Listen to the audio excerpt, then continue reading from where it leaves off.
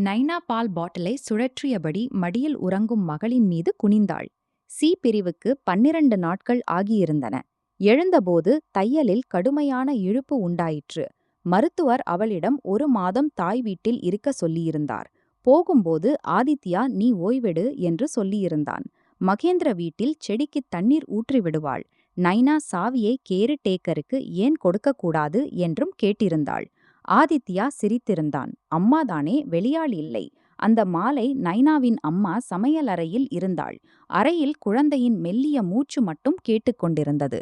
அப்போது நைனாவின் போனில் இந்தூர் சொசைட்டியின் வாட்ஸ்அப் குழுவிலிருந்து தொடர்ந்து செய்திகள் வரத் தொடங்கின. முதலில் அவள் கவனிக்கவில்லை. யாரோ பார்க்கிங் அல்லது தண்ணீர் குறித்து புகார் எழுதியிருப்பார்கள் என்று நினைத்தாள். ஆனால் பின்னர் ஒரு வீடியோ வந்தது. அதன் கீழ் எழுதப்பட்டிருந்தது, பிளாட் 804 உள்ளவர்கள் உடனே தொடர்பு கொள்ளுங்கள். உங்கள் வீட்டில் புகை வருகிறது. நைனாவின் கை நின்றது. அவள் வீடியோவை திறந்தாள். வீடியோவில் அவர்களின் 8வது மாடியின் நடைபாதை இருந்தது. கதவுக்கு வெளியே துளசி செடிக்கு அருகில் கிடந்ததை பார்த்ததும் நைனாவின் மூச்சு திணறியது. அது மகளின் புதிய மரத்தொட்டில். அதன் மீது நைனா இளஞ்சிவப்பு வெள்ளை திரை போட்டிருந்தாள். இப்போது அதில் குழந்தையின் மெத்தை இல்லை. அழுக்கான காலணிகள், பிளாஸ்டிக் பைகள், திருமணத்தின் பளபளப்பான பெட்டிகள், மலர் மாலைகள், யாரோ அணிந்திருந்த துணிகள் திணிக்கப்பட்டிருந்தன. 2 ஆண்கள் அதை தள்ளி சுவருடன் ஒட்டி வைத்துக் கொண்டிருந்தனர். பின்னால் ஒரு பெண் குரல் வந்தது, இதை வெளியேயே விடுங்கள், உள்ளே இடம் இல்லை. குழந்தை இப்போது தாய் வீட்டில் இருக்கிறது. 1 மாதம் கழித்து பார்ப்போம். வீடியோ திடீரென்று புகையால் நிரம்பியது. யாரோ கதவை அரைவாசி திறந்தபோது உள்ளே இருந்து எண்ணெய் மற்றும் மசாலா பொருட்களின் கடுமையான வாசனை வெளியே வந்தது. பின்னர் கேமரா சற்று கீழே சாய்ந்தது. நைனா தன் குழந்தையின் அறைக்கு முன்னால் தரையில் மண்ணெண்ணெய் அடுப்பு வைக்கப்பட்டிருப்பதை பார்த்தாள். அதன் மேல் பெரிய கடாய் வைக்கப்பட்டிருந்தது. 3 பெண்கள் பூரி சுட்டுக் கொண்டிருந்தனர். ஒரு ஆண் சிரித்துக்கொண்டே சொன்னான், மணமகள் வந்தால் அறையை முற்றிலும் புதிதாக மாற்றிவிடுவோம். இப்போது திருமணப் பொருட்களை வைத்துக் கொள்ளுங்கள். நைனா பாட்டிலை இறுக்க பிடித்தாள். குழந்தை முணுமுணுத்ததும் அவளை மார்போடு அணைத்து கொண்டாள். ஆனால் அவளது சொந்த மூச்சு வேகமாக இருந்தது. அவள் ஆதித்யாவுக்கு போன் செய்தாள். முதல் மணியில் போன் எடுக்கவில்லை. 2வது முறையும் இல்லை.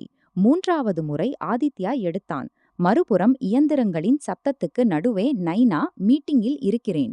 எல்லாம் சரியா என்றான். நைனாவின் குரல் மெல்லியதாக இருந்தது. ஆனால் அதில் அத்தகைய குளிர்ச்சி இருந்தது. அதை கேட்டதும் ஆதித்யா உடனே அமைதியாகிவிட்டான். நீ சொல்லியிருந்தாய் உன் அம்மா செடிகளுக்கு தண்ணீர் ஊற்றுவாள் என்று. ஆமாம், இப்போது வீடியோ கால் பாரு. திற. என்ன ஆயிற்று? வீடியோ கால் திற ஆதித்யா. ஆதித்யா காலை மாற்றினான். அவனது முகம் திரையில் வந்தது. ஹெல்மெட் அவன் கையில் இருந்தது. பின்னால் கட்டுமான இடத்தின் இரும்பு அமைப்பு தெரிந்தது.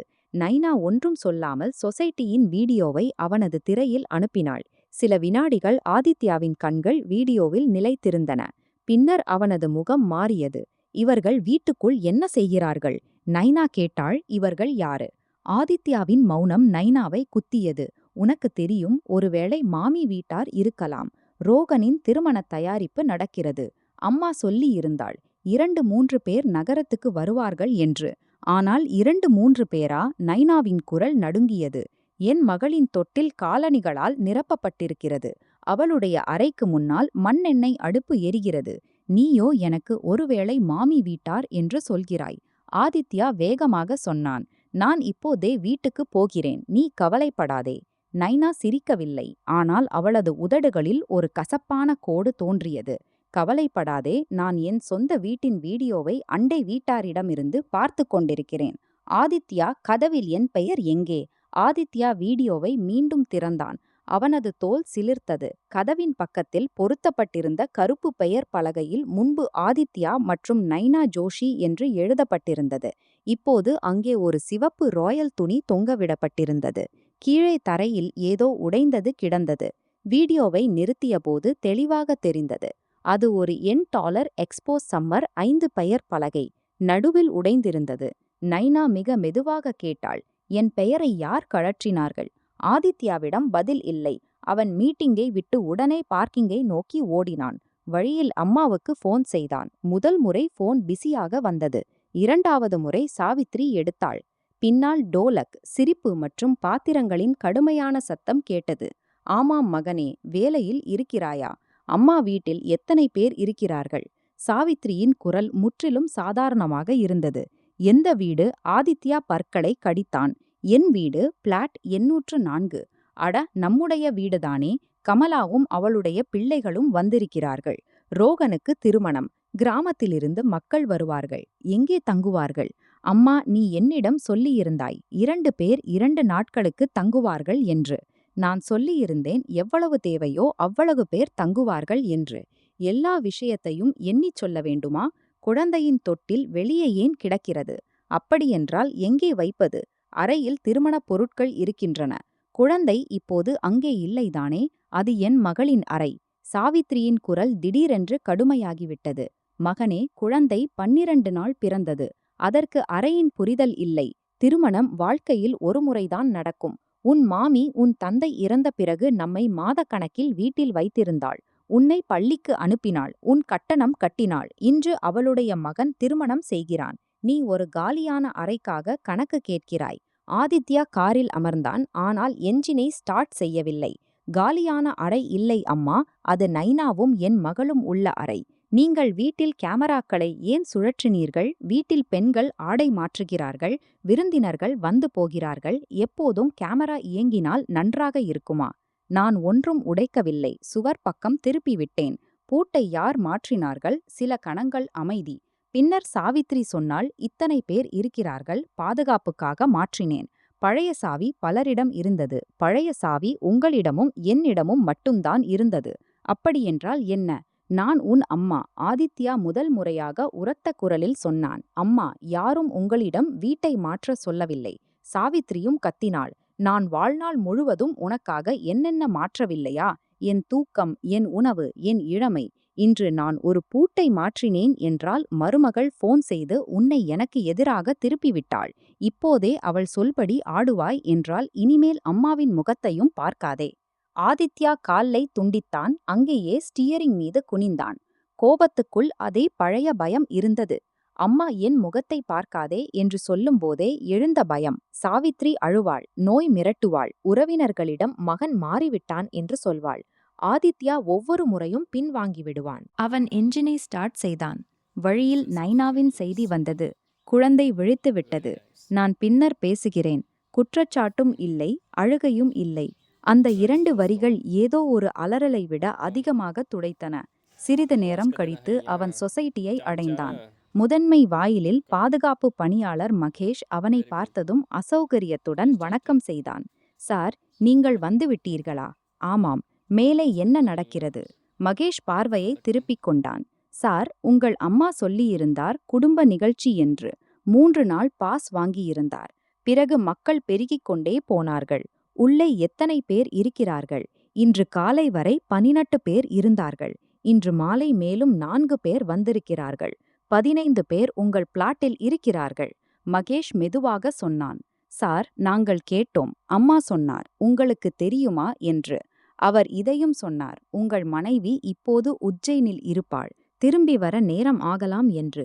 ஆதித்யாவின் முகம் கடுமையாகிவிட்டது. வேறு என்ன சொன்னார்? மகேஷ் தயங்கினான். சார், விட்டுவிடுங்கள். என்ன சொன்னாரோ அதை சொல்லுங்கள். அவர் சொன்னார், வீட்டில் சில குடும்ப பிரச்சினைகள் இருக்கின்றன. மருமகள் தாய் வீட்டுக்குச் சென்றுவிட்டாள். விரைவில் அம்மாவின் பழைய வீட்டிற்கு மாறுவோம். எனவே இந்த பிளாட்டை ரோகன்ஜியின் திருமணத்திற்கு பிறகு பயன்படுத்துவார்கள் என்று. ஆதித்யாவுக்கு தன் காதுகளுக்குள் யாரோ கடுமையான சத்தம் போட்டது போல் தோன்றியது.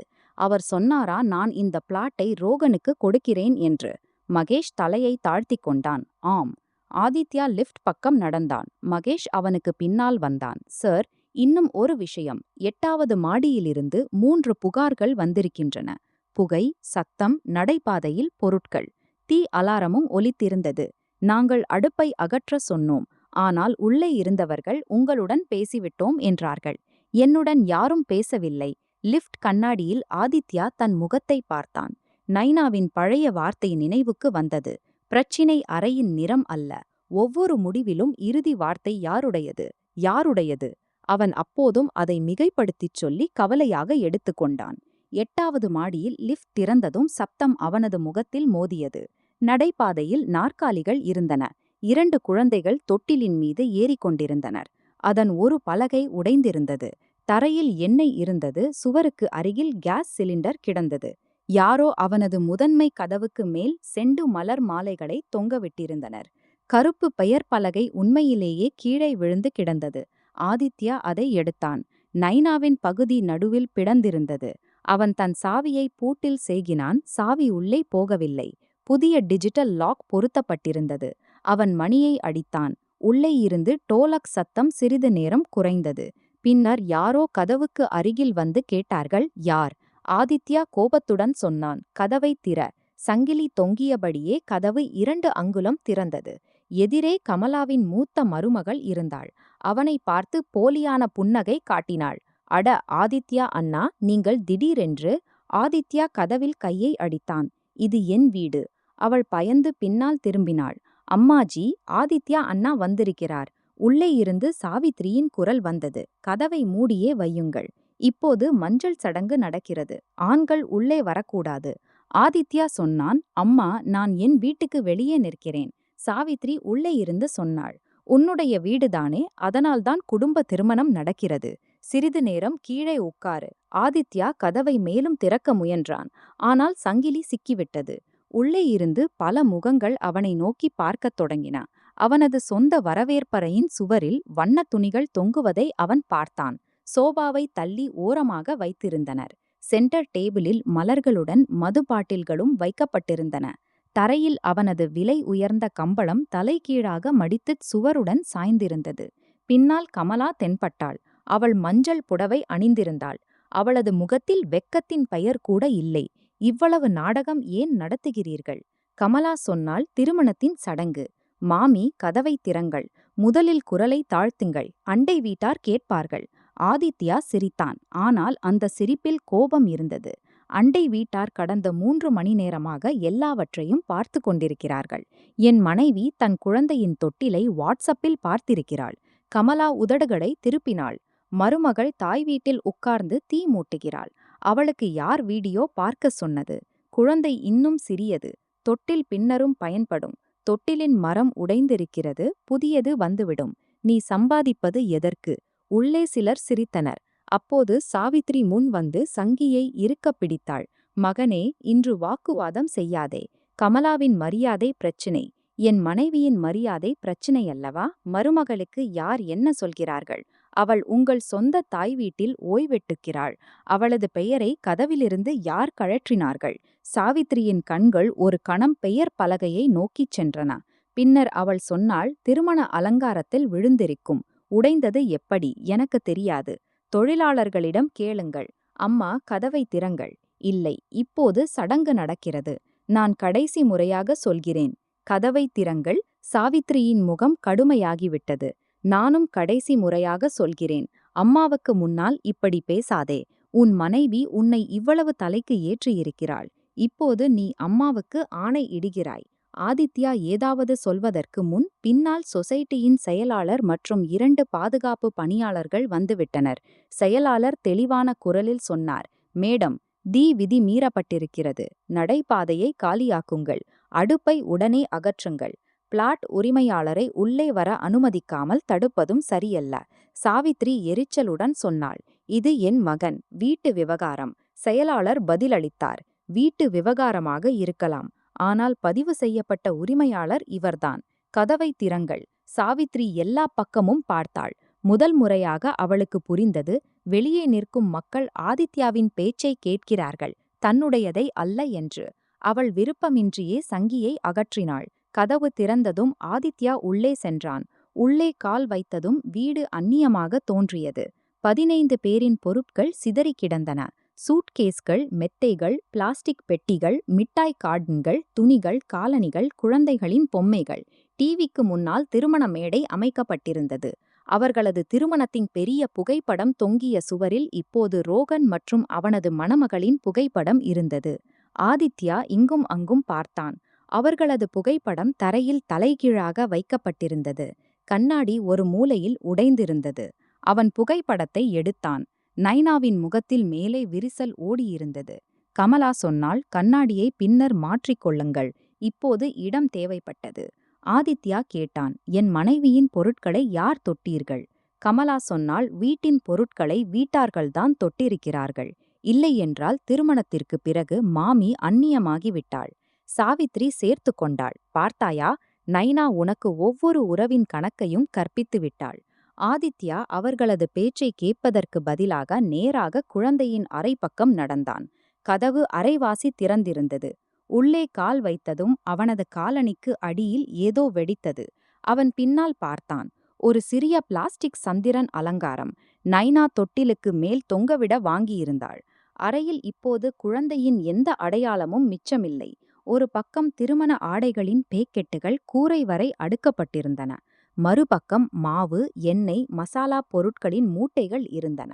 சுவரில் வரையப்பட்ட வெளிர் இளஞ்சிவப்பு மேகங்களில் எண்ணெய் தெறிப்புகள் படிந்திருந்தன. நைனா சிறிய துணிகளை அளவுக்கு ஏற்ப அடுக்கி வைத்திருந்த அலமாரியின் கதவுகள் திறந்திருந்தன. துணிகள் காணவில்லை. ஆதித்யா கேட்டான், குழந்தையின் துணிகள் எங்கே? யாரும் பதிலளிக்கவில்லை. அவன் முதன்மை படுக்கையறை பக்கம் சென்றான்.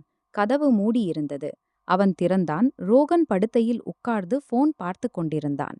அவன் ஆதித்யாவின் நீலச் சட்டையை அணிந்திருந்தான். நைனா அவனது ஆண்டு நிறைவில் கொடுத்த அதே சட்டை. அறையில் சிகரெட் வாசனை இருந்தது. ட்ரெஸ்ஸிங் டேபிளில் நைனாவின் அழகு சாதனப் பொருட்களை அகற்றி ஆண்களின் வாசனை திரவியங்களும் முடி ஜெல்லும் வைக்கப்பட்டிருந்தன. ரோகன் தலையை உயர்த்திச் சொன்னான், அண்ணா, வெளியே இவ்வளவு ஹங்காமா ஏன்? ஆதித்யாவின் பார்வை தன் சட்டையின் மீது சென்றது. இதை கழற்று. ரோகன் சிரித்தான். சட்டைதானே, இப்போதே கழற்று. கமலா பின்னால் வந்தாள். குழந்தை மாதிரி ஏன் நடந்து கொள்கிறாய்? உன்னிடம் 10 சட்டைகள் இருக்கும். ஆதித்யா ரோகனிடம் சென்று மெல்லிய ஆனால் பாம்பு போன்ற குரலில் சொன்னான், என் சட்டையை கழற்று. என் படுக்கையிலிருந்து எழு. ரோகனின் முகமும் கடுமையாகிவிட்டது. மாமி இந்த அறையை எனக்கு கொடுத்திருக்கிறார். மாமி இந்த வீட்டின் உரிமையாளர் அல்ல. மாமி சொல்லியிருக்கிறார், திருமணத்திற்கு பிறகு நான் இங்கேயே இருப்பேன் என்று.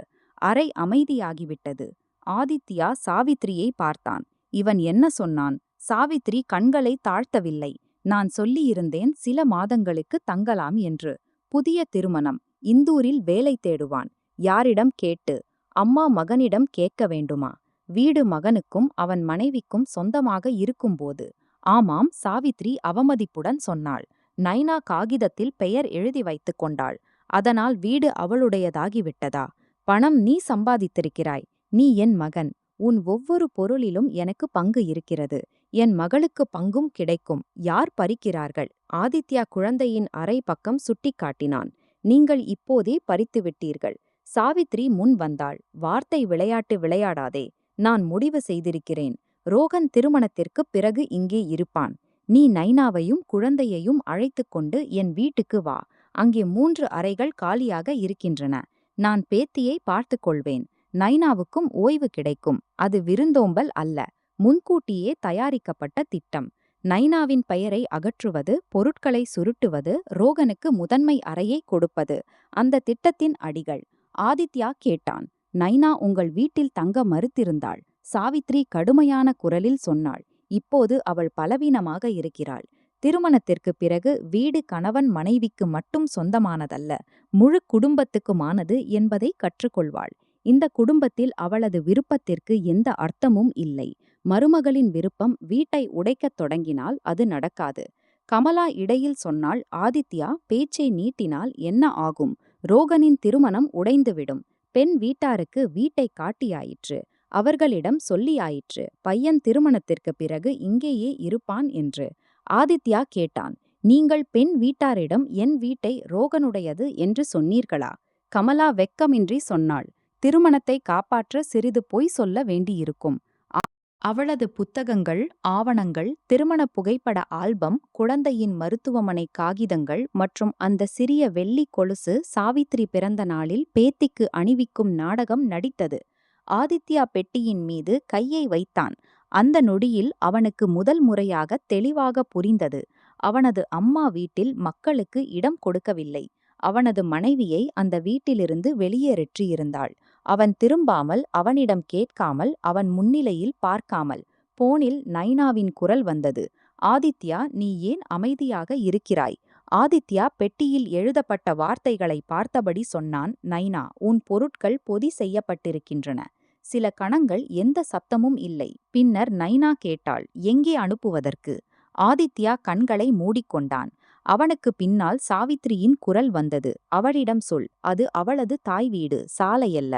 ஆதித்யா மெதுவாக கண்களை திறந்தான். எதிரே பெட்டியில் அதே வார்த்தைகள் இருந்தன, அனுப்பிவிடு. உஜ்ஜைன். முதல் முறையாக அவனுக்கு தோன்றியது, இந்த வீட்டின் பூட்டு இன்று மாற்றப்படவில்லை. பூட்டு பல ஆண்டுகளுக்கு முன்பே மாற்றப்பட்டிருந்தது.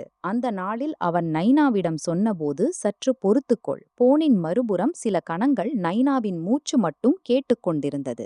ஆதித்யா இன்னும் அந்த பெட்டிக்கு முன்னால் முழங்காலில் அமர்ந்திருந்தான். பெட்டியில் தடித்த எழுத்துக்களில் எழுதப்பட்டிருந்தது, அனுப்பிவிடு. உஜ்ஜைன். நைனா மீண்டும் கேட்டாள், என் பொருட்களை யார் கட்டினார்கள்?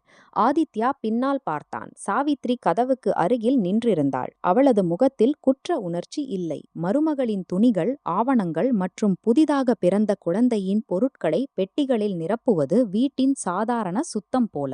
அம்மா, ஆதித்யா சொன்னான். இன்று நைனா சிறிது நேரம் அமைதியாக இருந்தாள். பின்னர் அவளது குரல் முன்பை விடவும் அமைதியாகிவிட்டது. நீ இன்னும் அங்கே நின்று அவளிடம் காரணம் கேட்டுக்கொண்டிருக்கிறாய். ஆதித்யா சொன்னான், நான் வெளியே போகச் சொல்கிறேன். போதும். உனக்கு என்ன அர்த்தம்? அர்த்தம் என்னவென்றால், நீ மீண்டும் அதே காரியத்தை செய்வாய், எப்போதும் செய்வது போல.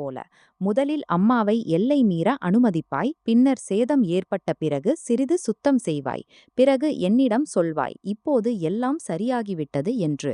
நைனா, இப்போது வாக்குவாதத்திற்கு நேரமில்லை. என் வீட்டிலிருந்து என் பெயர் அகற்றப்பட்டிருக்கிறது. என் மகளின் தொட்டில் காலணிகளால் நிரப்பப்பட்டிருக்கிறது. என் துணிகளின் மீது உஜ்ஜைன் அனுப்பிவிடு என்று எழுதப்பட்டிருக்கிறது. இப்போதும் வாக்குவாதத்திற்கு நேரமில்லை என்றால் எப்போது இருக்கும்? ஆதித்யாவுக்கு பின்னால் சாவித்ரி உரத்த குரலில் சொன்னாள், போனை என்னிடம் கொடு, நான் விளக்குகிறேன். நைனா கேட்டாள், அவரிடமிருந்து எனக்கு ஒன்றும் கேட்க வேண்டாம். சாவித்ரி மேலும் அருகில் வந்தாள். மருமகளே, உனக்கு தவறாக புரிய வைக்கப்படுகிறது. உன் உடல்நிலை சரியில்லை. குழந்தை பிறந்த பிறகு மனம் நைனா போனை துண்டித்தாள். என் உடல்நிலையை பயன்படுத்தாதீர்கள். எனக்கு அறுவை சிகிச்சை ஆகியிருக்கிறது. என் புரிதல் போய்விடவில்லை. சாவித்ரியின் முகம் கடுமையாகிவிட்டது. பார்த்தாயா ஆதித்யா, பேசும் மரியாதை இல்லாமல் போய்விட்டது. வீட்டிற்கு வந்தபோது தலை குனிந்து நடந்து கொண்டாள். இப்போது குழந்தை பிறந்தவுடன் வீட்டின் உரிமையாளராகிவிட்டாள். நைனா சொன்னாள், ஆதித்யா, நான் ஒரு விஷயத்தை தெளிவாக சொல்கிறேன். நீ என் பொருட்களை எந்த வாகனத்திலும் ஏற்றி உஜ்ஜைனுக்கு அனுப்ப வேண்டாம். நான் அதே வீட்டில்தான் இருப்பேன். அது என்னுடைய வீடும் கூட. நான் திரும்பி வருவேனா இல்லையா என்பது பின்னர் முடிவு செய்யப்படும். ஆனால் என்னை யாரும் வீட்டிலிருந்து வெளியேற்ற முடியாது. நான் யாரையும் வெளியேற்ற அனுமதிக்க மாட்டேன். இன்று இல்லை, ஆனால் இத்தனை ஆண்டுகளில் நீ அம்மாவுக்கு இந்த நம்பிக்கையை கொடுத்திருக்கிறாய், அவள் என்னை வெளியேற்றலாம் என்று. போன் துண்டிக்கப்பட்டது. ஆதித்யா சில கணங்கள் அதே நிலையில் அமர்ந்திருந்தான். அவனது பார்வை குழந்தையின் நசுக்கப்பட்ட தொப்பியின் மீது விழுந்தது. அவன் அதை எடுத்து தூசி தட்டி தன் பைக்குள் வைத்து கொண்டான். பின்னர் அவன் எழுந்தான். எல்லாரும் உங்கள் பொருட்களை கட்டத் தொடங்குங்கள். அறைக்கு வெளியே நின்றிருந்தவர்களிடையே முணுமுணுப்பு பரவியது. கமலா உடனே சொன்னாள், யாருக்கும் எதையும் கட்டத் தேவையில்லை. ஆதித்யா அவளை நோக்கி பார்த்தான். மாமி, நான் உங்களிடம் கேட்கவில்லை. நீங்கள் என்னை என் வீட்டிலிருந்து வெளியேற்றுவீர்களா? இது என்னுடையதும் நைனாவுடையதும் வீடு. நீங்கள் அனுமதியின்றி உள்ளே நுழைந்தீர்கள். அறைகளை ஆக்கிரமித்தீர்கள். என் மனைவியின் பொருட்களை பொதி செய்தீர்கள். நீங்கள் இங்கே தங்க மாட்டீர்கள். கமலா குற்றச்சாட்டு வைத்தாள். சாவித்ரி கேட்கிறாள், எந்த குழந்தையை நீங்கள் எங்கள் வீட்டில் வைத்து வளர்த்தீர்களோ அதே குழந்தை இன்று எங்களை தெருவில் தள்ளுகிறான். சாவித்ரி அழுகை நாடகம் நடிக்கவில்லை. அவள் நேரடியாக மிரட்டினாள். யாரும் எங்கும் போக மாட்டார்கள். ரோகனின் மஞ்சள் நாளை. பெண் வீட்டார் மாலை வருகிறார்கள். நீ இன்று நாடகம் செய்தால் திருமணம் உடைந்துவிடும். ஆதித்யா சொன்னான். அது என் பிரச்சனையல்ல. ரோகன் படுக்கையிலிருந்து எழுந்து வெளியே வந்தான். அவன் இன்னும் ஆதித்யாவின் சட்டையை கழற்றவில்லை. அண்ணா, திருமணம் உங்கள் காரணத்தால் உறுதியானது. இப்போது பின்வாங்க முடியாது. ஆதித்யா அவனை நோக்கித் திரும்பினான். என் காரணத்தால்? ரோகன் கமலாவை பார்த்தான். கமலா அவனுக்கு அமைதியாக இருக்கச் சைகை செய்தாள். ஆனால் தாமதமாகிவிட்டது. ஆதித்யா மீண்டும் கேட்டான், என் காரணத்தால் திருமணம் எப்படி உறுதியானது? ரோகன் பேச்சை சமாளிக்க முயன்றான். அர்த்தம், நீங்கள் உயர் பதவியில் இருக்கிறீர்கள். குடும்பத்தின் பெயர் நல்லது. பெண் வீட்டாருக்கு நம்பிக்கை வந்தது. அவர்களிடம் என்ன சொல்லப்பட்டது? யாரும் பேசவில்லை. ஆதித்யா சாவித்திரியை பார்த்தான். அம்மா, அவர்களிடம் என்ன சொல்லப்பட்டது. சாவித்ரி சொன்னாள், தேவையானதை. என்ன தேவையானது? ரோகன் திருமணத்திற்குப் பிறகு இந்தூரில் இருப்பான் என்று. எங்கே இருப்பான்? கமலா எரிச்சலுடன் சொன்னாள். இங்கே. எத்தனை முறை ஒரே கேள்வியை கேட்பாய்? பெண் வீட்டாரிடம் இந்த வீடு என்னுடையதா அல்லது ரோகனுடையதா என்று சொல்லப்பட்டதா? கமலா கண்களை சுழற்றினாள். வீடு குடும்பத்துக்கு சொந்தமானது. காகிதத்தில் யாருடைய பெயர் இருக்கிறது? காகிதம் காகிதம் என்று பேசாதே. உறவுகள் காகிதத்தால் நடப்பதில்லை. ஆதித்யா மெதுவாக ரோகனிடம் வந்தான். நீ உன் வரவிருக்கும் மனைவியிடம் இந்த வீடு உன்னுடையது என்று சொன்னாயா? ரோகன் சற்று தலையை உயர்த்தினான். அம்மாஜி சொல்லியிருந்தார், நீங்கள் எங்களுக்கு கொடுத்து விடுவீர்கள் என்று. நான் உன்னிடம் எப்போது சொன்னேன்? நேரடியாக சொல்லாவிட்டாலும் நீ பொய் சொன்னாய். பொய் செய்யவில்லை. நீங்கள் உங்கள் அம்மாவின் பழைய வீட்டிற்குச் செல்லலாம். அது காலியாக இருக்கிறது. அன்னிக்கு எப்படியும் கூட்டு குடும்பம் பிடிக்காது. ஆனால் குழந்தைக்குப் பிறகு எல்லாம் மாற வேண்டும். நீ என் மனைவியும் மகளும் எங்கே தங்குவது என்று முடிவு செய்கிறாய். நான் அல்ல. அம்மாஜி முடிவு செய்திருக்கிறார். ஆதித்யா சாவித்ரியை நோக்கி பார்த்தான். நீங்கள் இதையெல்லாம் முன்கூட்டியே முடிவு செய்துவிட்டீர்களா? சாவித்ரி பெருமையுடன் சொன்னாள். ஆமாம், ஏனென்றால் உன்னிடம் கேட்டிருந்தால் அவள் மறுத்திருப்பாள்.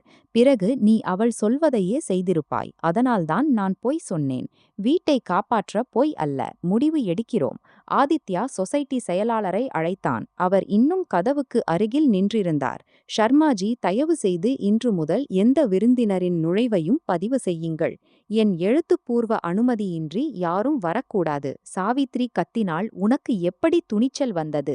ஆதித்யா முதல் முறையாக குரலை உயர்த்தாமல் சொன்னான். துணிச்சல் நான் வெகு காலத்திற்கு முன்பே காட்டியிருக்க வேண்டும்.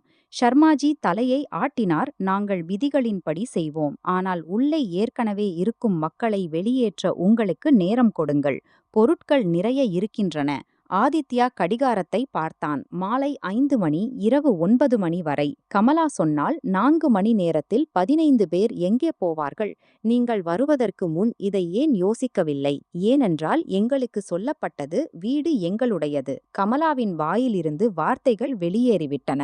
வரவேற்பறையில் திடீரென்று அமைதி பரவியது. ஆதித்யா கேட்டான், யார் சொன்னார்கள்? கமலா சாவித்ரியை பார்த்தாள். சாவித்ரி ஒன்றும் மறைக்கவில்லை.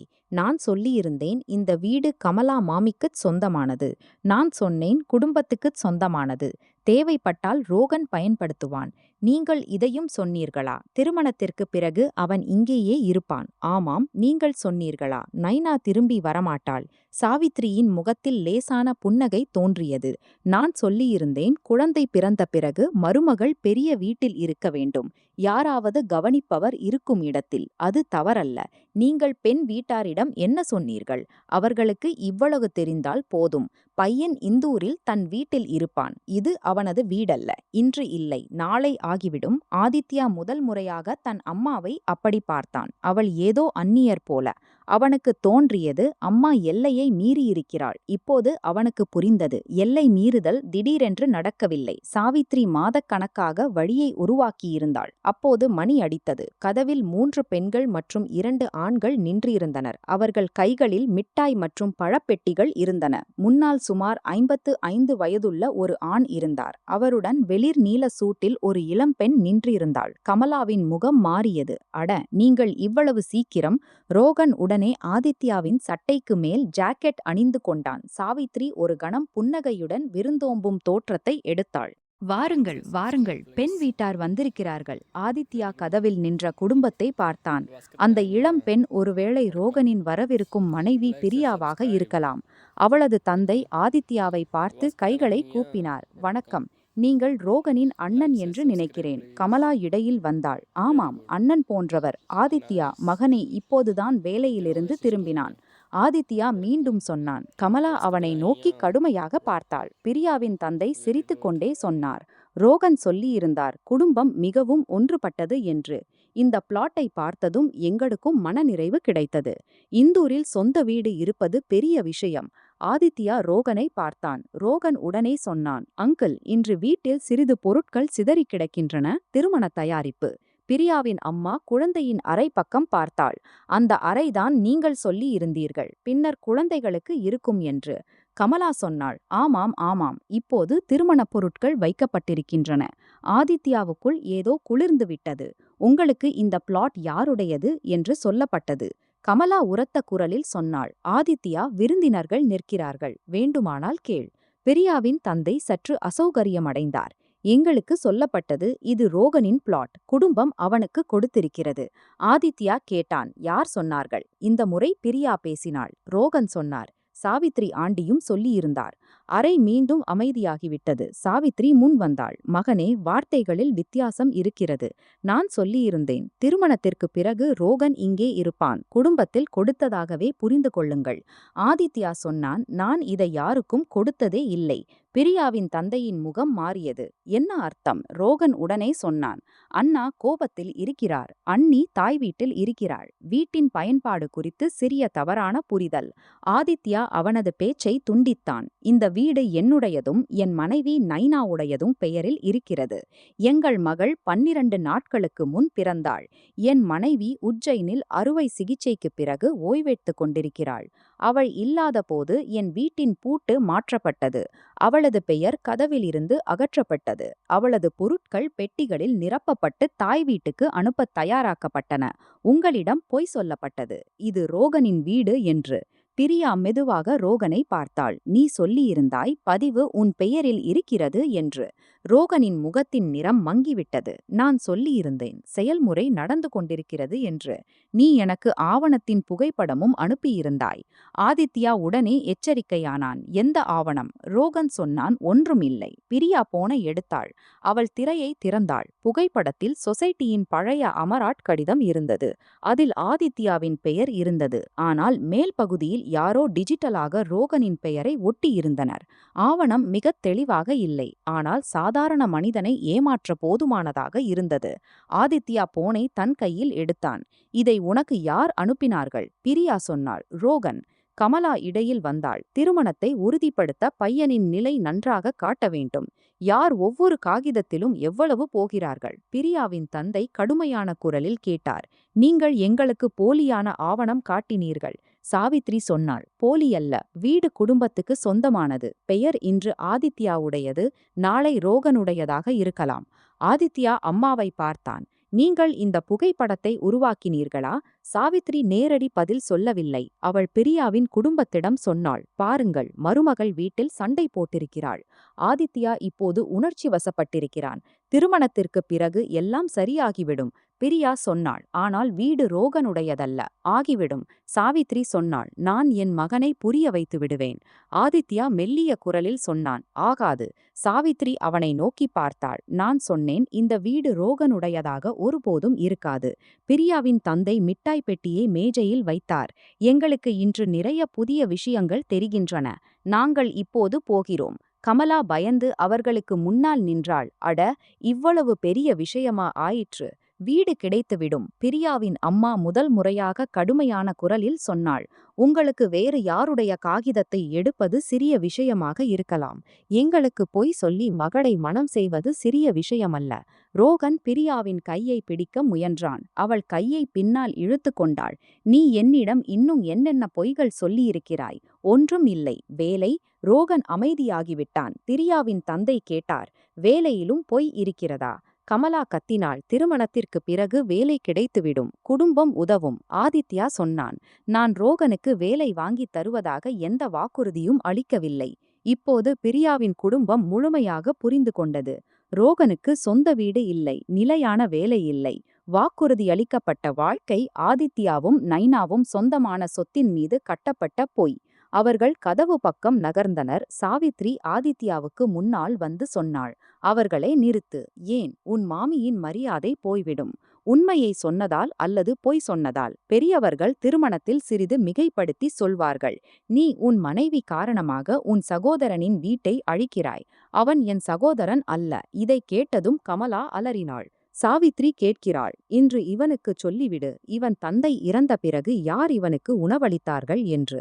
சாவித்ரி ஆதித்யாவின் கண்ணை நோக்கி விரலை உயர்த்தினாள். உன் மாமி எங்களை காப்பாற்றினாள். இன்று அவளது மகனுக்கு ஒரு வீடு கேட்டால் உறவுகளை மறந்துவிட்டாய். ஆதித்யா சொன்னான். வீடு கேட்கப்படவில்லை, வீடு திருடப்பட்டது. பொய் சொல்லி. பிரியாவும் அவளது குடும்பமும் வெளியே இறிவிட்டனர். லிஃப்ட் கதவு மூடியது. ரோகன் கோபத்தில் ஆதித்யா பக்கம் பாய்ந்தான். என் திருமணத்தை உடைத்து விட்டீர்கள். ஆதித்யா பின்னடையவில்லை. உன் திருமணம் என் வீட்டின் மீது சொல்லப்பட்ட பொய்யால் உறுதியாக்கப்பட்டிருந்தது. நான் உண்மையை மட்டும் சொன்னேன். நான் உங்களை விடமாட்டேன். முதலில் என் சட்டையை கழற்று. ரோகன் ஆதித்யாவை தள்ளக் கையை உயர்த்தினான். ஆனால் பாதுகாப்பு பணியாளர்கள் உடனே இடையில் வந்தனர். கமலா கத்தத் தொடங்கினாள். அவளது மகன் அடிக்கப்படுகிறான் என்று. உண்மையில் யாரும் அவனை தொடவும் இல்லை. சாவித்ரி எல்லாரையும் பின்னால் தள்ளி ஆதித்யாவிடம் சொன்னாள். சரி, இன்று நீ பெண் வீட்டாருக்கு முன்னால் எங்களை அவமானப்படுத்தினாய். ஆதித்யா அவளை பார்த்தான். இந்த முடிவை நீங்கள் எடுக்க மாட்டீர்கள். நான் எடுப்பேன். நான் உன் அம்மா. இது அவளது வீடு. காகிதத்தில் பெயர் இருப்பதால் ஒரு பெண் வீட்டின் உரிமையாளராகிவிட மாட்டாள். அவள் உன்னை அம்மாவுக்கு எதிராக திருப்பிவிட்டாள். இப்போது அவள் என் வீட்டுக்கு வருவாள். இல்லையென்றால் என் விதிகளின்படி இருப்பாள். ஆதித்யா சொன்னான். அவள் உங்கள் வீட்டிற்கு ஏன் வரவேண்டும்? சாவித்ரியின் கண்களில் கடுமையான திருப்தி இருந்தது. ஏனென்றால் இப்போது அவளுக்கு இந்த 2 வழிகள்தான் இருக்கின்றன. இங்கே ரோகன் இருப்பான், அல்லது என்னுடன் பழைய வீட்டில் இருப்பாள். குழந்தை எங்கள் வீட்டில் வளரும். நைனா இருக்க வேண்டும் என்றால் தலை குனிந்து வரட்டும். இல்லையே என்றால் குழந்தையை விட்டுவிட்டு தன் தாய் வீட்டில் உட்கார்ந்திருக்கட்டும். ஆதித்யாவுக்குத்தான் தவறாக கேட்டான் போல் தோன்றியது. நீங்கள் என் மகளை அவளது அம்மாவிடமிருந்து பிரிப்பீர்களா? குழந்தை ஜோஷி குடும்பத்துக்கு சொந்தமானது. அவள் நைனாவின் மகளும் கூட. மருமகள் இன்று போகலாம். இரத்தம் இங்கேயே இருக்கும். அறையில் இருந்தவர்கள் இந்த வாக்கியத்தை தெளிவாக கேட்டனர். இருந்தும் கமலா, ரோகன் மற்றும் மற்ற உறவினர்களில் யாரும் சாவித்ரியை தவறென்று சொல்லவில்லை. அவர்களது முகங்களில் இரவில் எங்கே தங்குவது மற்றும் திருமணம் என்ன ஆகும் என்ற கவலை மட்டுமே இருந்தது. ஆதித்யா உணர்ந்தான். அவன் அப்படிப்பட்ட மக்களுக்கு நடுவே நின்றிருக்கிறான். நைனாவின் அறுவை சிகிச்சை, அவளது மகளின் அறை அல்லது அவளது திருமணம் குறித்து அவர்களுக்கு எந்த அக்கறையும் இல்லை. அவர்களது கவலை அவனிடம் என்ன இருக்கிறது மற்றும் அதிலிருந்து தங்களுக்கு எவ்வளவு கிடைக்கும் என்பது மட்டுமே. அவன் போனை எடுத்து நைனாவுக்கு கால் செய்தான். நைனா எடுத்தாள். ஆனால் ஒன்றும் சொல்லவில்லை. ஆதித்யா சொன்னான். என்னிடம் இப்போது உனக்கு ஒரு விஷயம் சொல்ல வேண்டும். அம்மா ரோகனின் திருமணத்தை உறுதிப்படுத்த நம் வீட்டை அவனுடையது என்று சொல்லியிருக்கிறாள். இன்னும் அவர்கள் சொல்லியிருக்கிறார்கள். நீ இங்கே திரும்பி வரமாட்டாய். நாம் அவர்களது பழைய வீட்டில் தங்க வேண்டும். நைனா கேட்டாள். அவர்கள் சொன்னார்களா? நீங்கள் இருவரும் முன்கூட்டியே முடிவு செய்தீர்களா? நான் ஒன்றும் செய்யவில்லை. உன் அம்மா என் துணிகளை பெட்டிகளில் நிரப்பலாம். என் பெயரை அகற்றலாம். வேறு ஒரு ஆணை நம் அறையில் படுக்க வைக்கலாம்.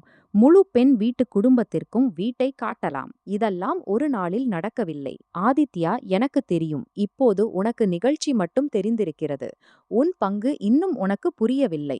ஆதித்யா அமைதியாகிவிட்டான். நைனா சொன்னாள். அவர்களுக்கு சாவி யார் கொடுத்தார்கள்? நான் மறுத்தபோது யார் சொன்னார்கள்? அம்மாதானே. என்ன செய்துவிடுவாள் என்று.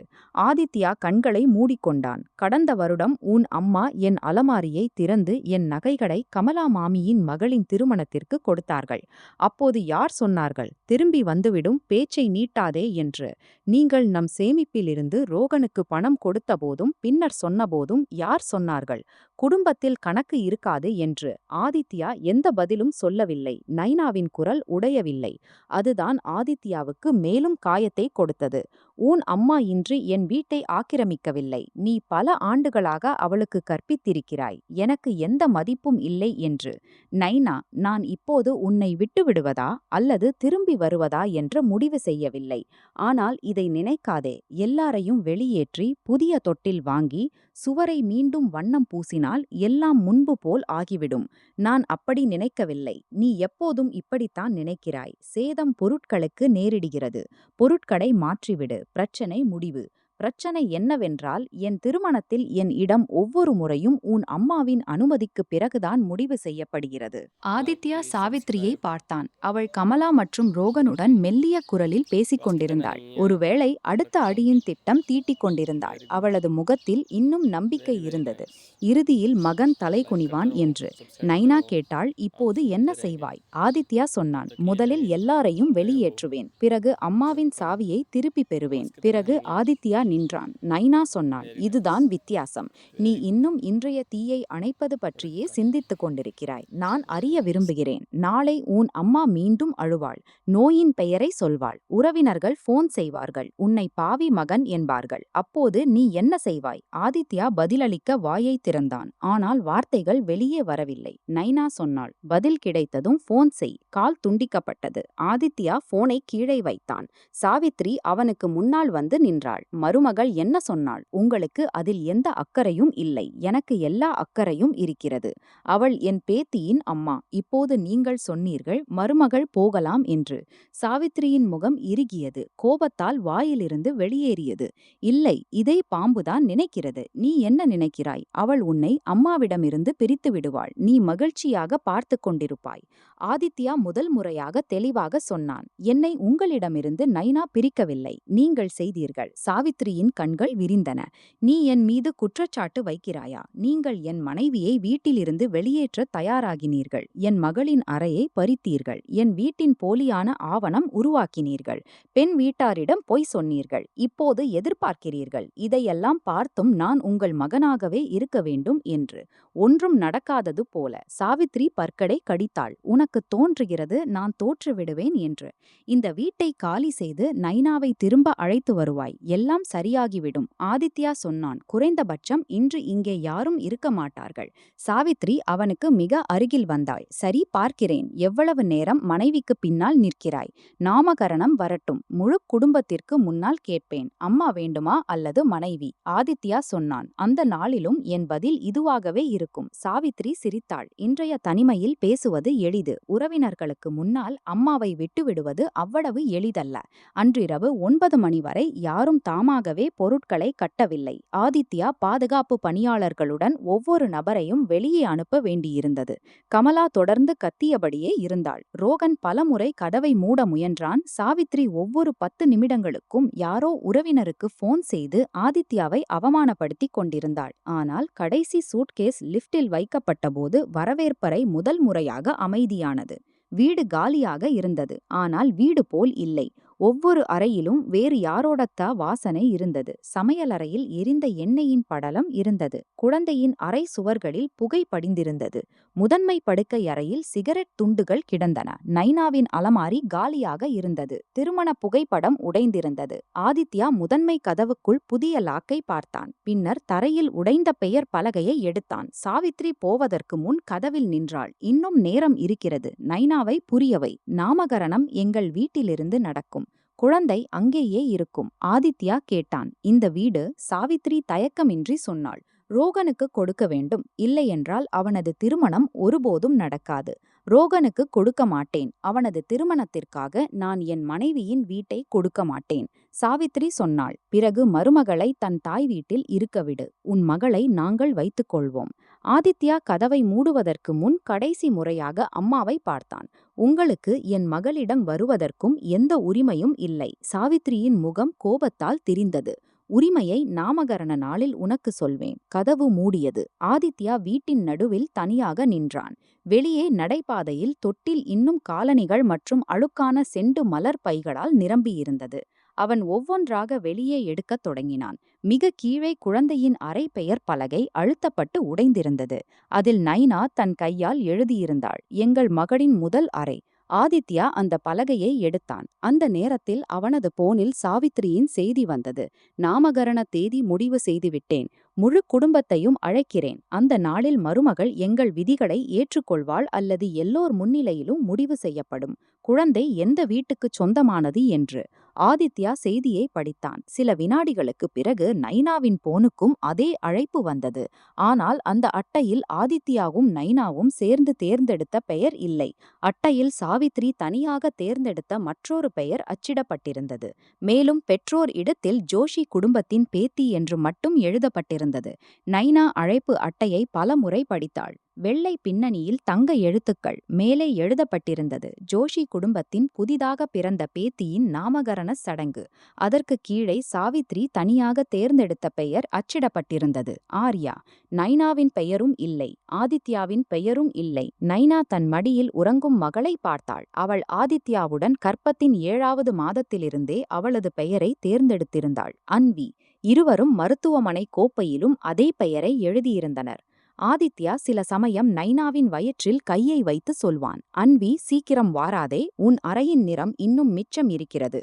இப்போது அதே அறையில் எண்ணெய் மற்றும் புகையின் அடையாளங்கள் இருந்தன. அதே குழந்தையின் நாமகரணத்தின் கட்டுப்பாட்டை அவளது பாட்டி பெற்றோரின் அனுமதியின்றி அச்சிட்டிருந்தாள். நைனாவின் அம்மா அறைக்குள் வந்தாள். அவள் மகளின் முகத்தை பார்த்து கேட்டாள், என்ன ஆயிற்று? நைனா போனை அவள் பக்கம் சற்று நீட்டினாள். அவள் அட்டையை படித்தாள். பின்னர் குழந்தையை பார்த்தாள். இதை யார் உருவாக்கினார்கள்? மாமியார். நீங்கள் ஆர்யா என்று பெயர் முடிவு செய்தீர்களா? இல்லை, நாங்கள் அன்வி என்று முடிவு செய்திருந்தோம். நைனாவின் அம்மா சில கணங்கள் எந்த எதிர்வினையும் காட்டவில்லை. பின்னர் அவள் மிக அமைதியான குரலில் சொன்னாள், உன் மாமனார் வீட்டார் குழந்தையின் பெயரை மாற்றவில்லை. அவர்கள் முடிவு செய்ய விரும்புகிறார்கள். அவளது அம்மாவின் குரல் எது என்று. நைனா தலையை தாழ்த்திக் கொண்டாள். அவளுக்கு அழ வரவில்லை. கடந்த 24 மணி நேரத்தில் அவளுக்குள் ஏதோ கடுமையாகிவிட்டிருந்தது. வலி இருந்தது. ஆனால் இப்போது அந்த வலி யாரிடமும் இரக்கம் கேட்கக்கூடியதாக இல்லை. ஆதித்யாவின் போன் வந்தது. நைனா முதல் முறை காலை எடுக்கவில்லை.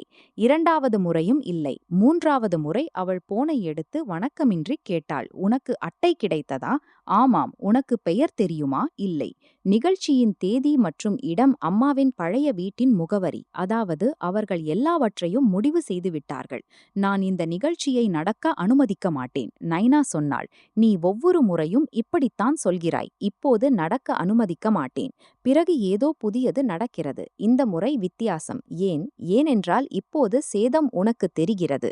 நைனா, நான் வீட்டை காலி செய்துவிட்டேன். சுத்தம் செய்வித்துக் கொண்டிருக்கிறேன். சுவர் மீண்டும் வண்ணம் பூசப்படும். புதிய தொட்டில். நான் நேற்று உன்னிடம் என்ன சொன்னேன்? ஆதித்யா அமைதியாகிவிட்டான். நைனா மீண்டும் சொன்னாள், பிரச்சனை தொட்டில் அல்ல, எனக்கு புரிகிறது. நீ இப்போது வீட்டை சரி செய்கிறாய். ஏனென்றால் உனக்கு தோன்றுகிறது, வீடு சரியாகிவிட்டால் நான் திரும்பி வந்து விடுவேன். நான் உன்னை கட்டாயப்படுத்தவில்லை, ஆனால் நீ அந்த நம்பிக்கையில்தான் இருக்கிறாய். ஆதித்யா சிறிது நேரம் கழித்து சொன்னான், ஆமாம், நான் விரும்புகிறேன் நீ திரும்பி வர.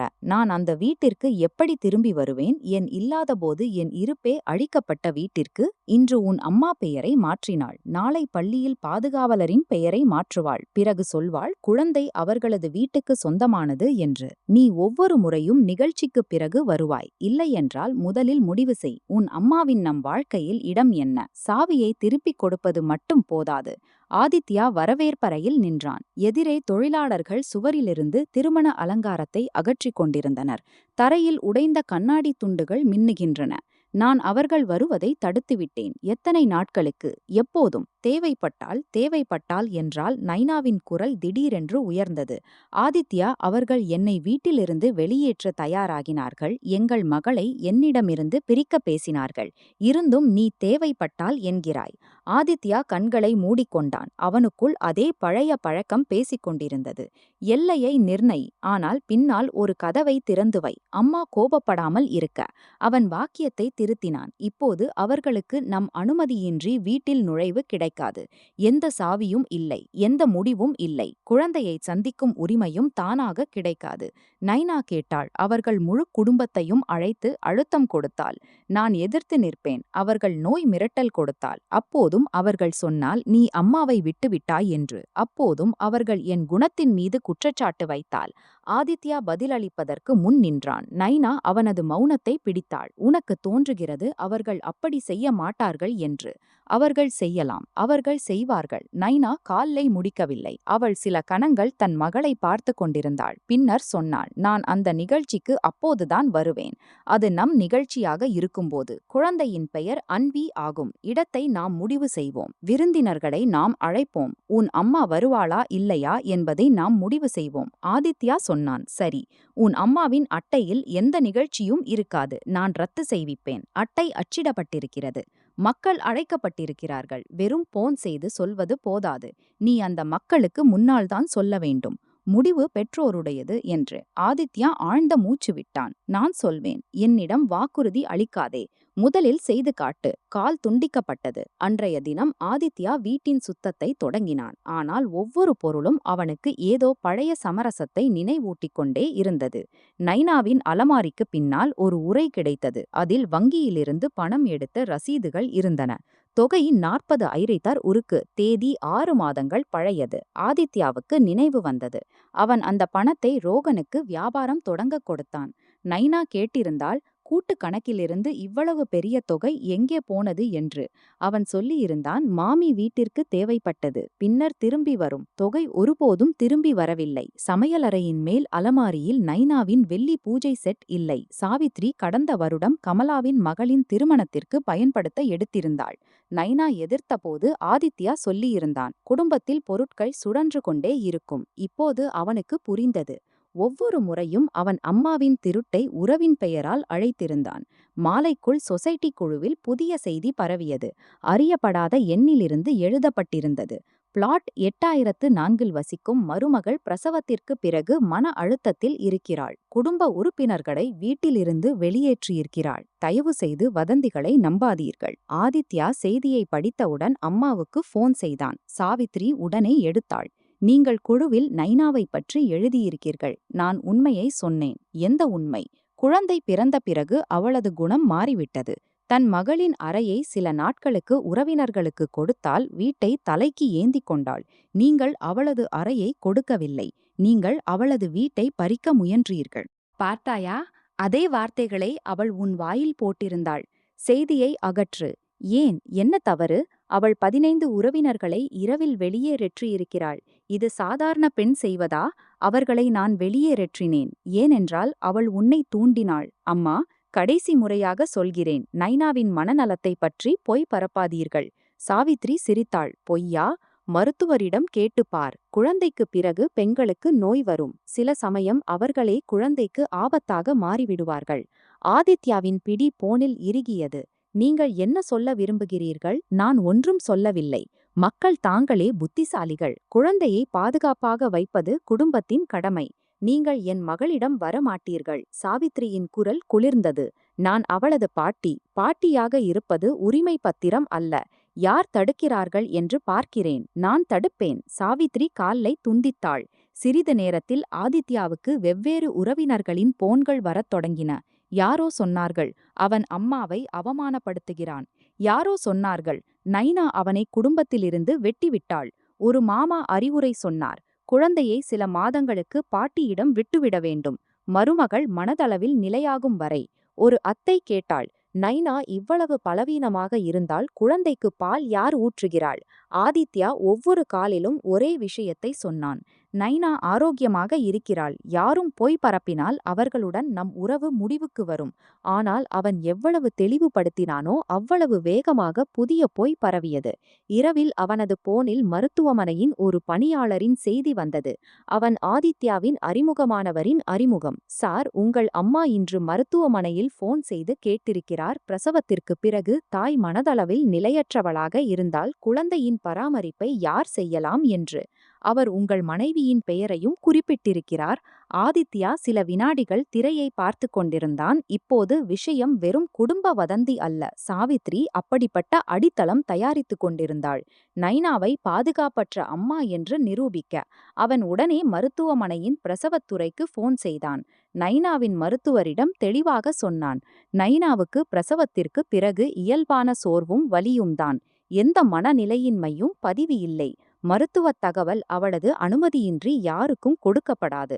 அடுத்த நாள் காலை ஆதித்யா உஜ்ஜைன் அடைந்தான். அவன் கையில் உடைந்த தொட்டிலின் பலகை, குழந்தையின் நசுக்கப்பட்ட தொப்பி மற்றும் நைனாவின் பொருட்கள் உள்ள சிறிய பெட்டி இருந்தன. நைனா அறையில் அமர்ந்திருந்தாள். அவள் மெதுவாக நடந்தாள். ஆனால் அவளது கண்களில் இப்போது முன்பு போன்ற உதவியின்மை இல்லை. ஆதித்யா பெட்டியை தரையில் வைத்தான். மீதமுள்ள பொருட்களை பின்னர் கொண்டு வருவேன். நைனா கேட்டாள், வீடு எப்படி இருக்கிறது? மோசமான நிலையில் இருக்கிறது. நான் வீட்டின் நிலையை கேட்கவில்லை.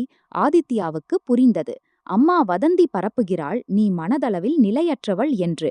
நைனா ஆச்சரியத்தை காட்டவில்லை. நான் சொல்லியிருந்தேன், அவர்கள் மருத்துவமனையிலும் போன் செய்திருக்கிறார்கள். நைனாவின் அம்மா அருகில் அமர்ந்திருந்தாள். உடனே எழுந்து நின்றாள். எந்த உரிமையில்? ஆதித்யா சொன்னான். எந்த உரிமையும் இல்லை. மருத்துவமனை ஒன்றும் சொல்லவில்லை. நைனா கேட்டாள், அவள் என்ன விரும்புகிறாள்? ஒருவேளை இதை காட்ட, குழந்தை உன்னிடம் பாதுகாப்பாக இல்லை என்று. ஆதித்யா தலையை தாழ்த்திக் கொண்டான். அவள் அதையே விரும்புகிறாள். நைனா குழந்தையை தன் அம்மாவின் மடியில் கொடுத்து ஆதித்யாவுக்கு முன்னால் அமர்ந்தாள். உன் அம்மா என்னை வீட்டிலிருந்து வெளியேற்ற தயாராகினாள். இப்போது என்னை பைத்தியம் என்று நிரூபித்து குழந்தையை எடுக்க விரும்புகிறாள். இருந்தும் நீ அவர்களை நாமகரணத்திற்கு அழைக்க விரும்புகிறாய். ஆதித்யா சொன்னான், இல்லை, உண்மையில் அவள் நம் நிகழ்ச்சிக்கு அழைக்கப்பட மாட்டாள். அவர்களது நிகழ்ச்சியை நான் இடத்துக்குரிய பண்டிதர் மற்றும் உணவு தயாரிப்பவருக்கு ரத்து செய்ய சொல்லி போன் செய்தேன். இருவரும் சொன்னார்கள், பணம் அம்மா கொடுத்திருக்கிறாள், அவள் நிகழ்ச்சியை ரத்து செய்ய மாட்டாள். அப்படியென்றால் அவள் தன் வீட்டில் நிகழ்ச்சி நடத்துவாள். ஒருவேளை யாருடைய பொம்மையுடன் காலியான தொட்டிலுடன் கூட நடத்தலாம். அவர்களுக்கு முழு குடும்பத்திற்கு முன்னால் காட்ட வேண்டும். முடிவு அவர்களுடையது என்று. நைனா சொன்னாள், அவள் காலியான தொட்டிலால் திருப்தி அடைய மாட்டாள். ஆதித்யா அவளை பார்த்தான். அவள் குழந்தையை எடுக்க வருவாள். அறையில் அமைதி பரவியது. நைனாவின் அம்மா சொன்னாள், நாம் போலீசுக்கு முன்கூட்டியே தெரிவிக்கலாம். நைனா தலையை அசைத்தாள். இன்னும் எந்த குற்றமும் நடக்கவில்லை. நான் விரும்பவில்லை. கதை குடும்பத்திலிருந்து வெளியேறி போலீஸ் கதையாக மாற. ஆனால் நாம் குழந்தையை தனியாக விடமாட்டோம். ஆதித்யா சொன்னான், நிகழ்ச்சியை இங்கேயே நடத்திக் கொள்வோம். நைனா உடனே மறுத்தாள், இல்லை, பிறகு செய்தி வரும். நான் பயந்து தாய் வீட்டில் ஒளிந்து கொண்டேன் என்று. நாமகரணம் இந்தூரில் நம் வீட்டிற்கு அருகில் நடக்கும். ஆனால் நம் பிளாட்டில் அல்ல. ஏனென்றால் நான் விரும்பவில்லை. அவர்கள் மீண்டும் அந்த வீட்டின் வாசலில் உரிமை கொண்டாட. நாம் ஒரு சிறிய ஹால் எடுப்போம். நாம் அழைப்பவர்கள் மட்டும் வருவார்கள். ஆதித்யா அவளை பார்த்தான். நீ இந்தூர் திரும்பி வர தயாராக இருக்கிறாய், நிகழ்ச்சிக்காக, வீடு திரும்புவதற்காக அல்ல. அவளது பதில் ஆதித்யாவை குத்தியது. ஆனால் அவன் எதிர்க்கவில்லை. அடுத்த சில நாட்களில் இருவரும் நிகழ்ச்சியின் திட்டத்தை தொடங்கினர். முதல் முறையாக ஆதித்யா ஒவ்வொரு முடிவுக்கு முன் நைனாவிடம் கேட்டான். நேரம், பண்டிதர், விருந்தினர்களின் பட்டியல், உணவு, குழந்தையின் ஆடை. நைனா ஒவ்வொரு விஷயத்திலும் தன் கருத்தை சொன்னாள். அவள் ஆதித்யாவுக்கு எளிதான மன்னிப்பு கொடுக்கவில்லை.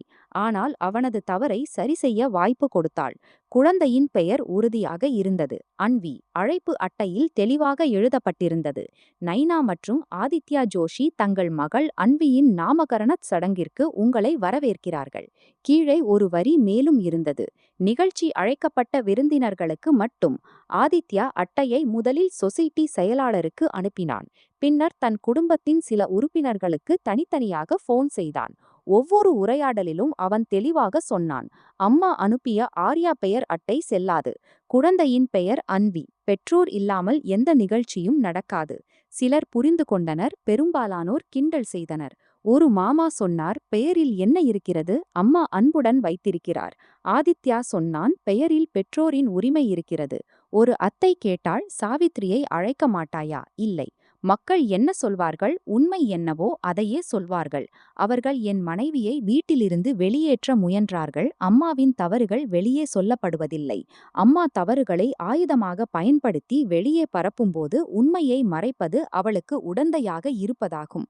சாவித்ரிக்கு விரைவில் புதிய நிகழ்ச்சியின் தகவல் கிடைத்தது. அவள் கமலா மற்றும் ரோகனை அழைத்தாள்.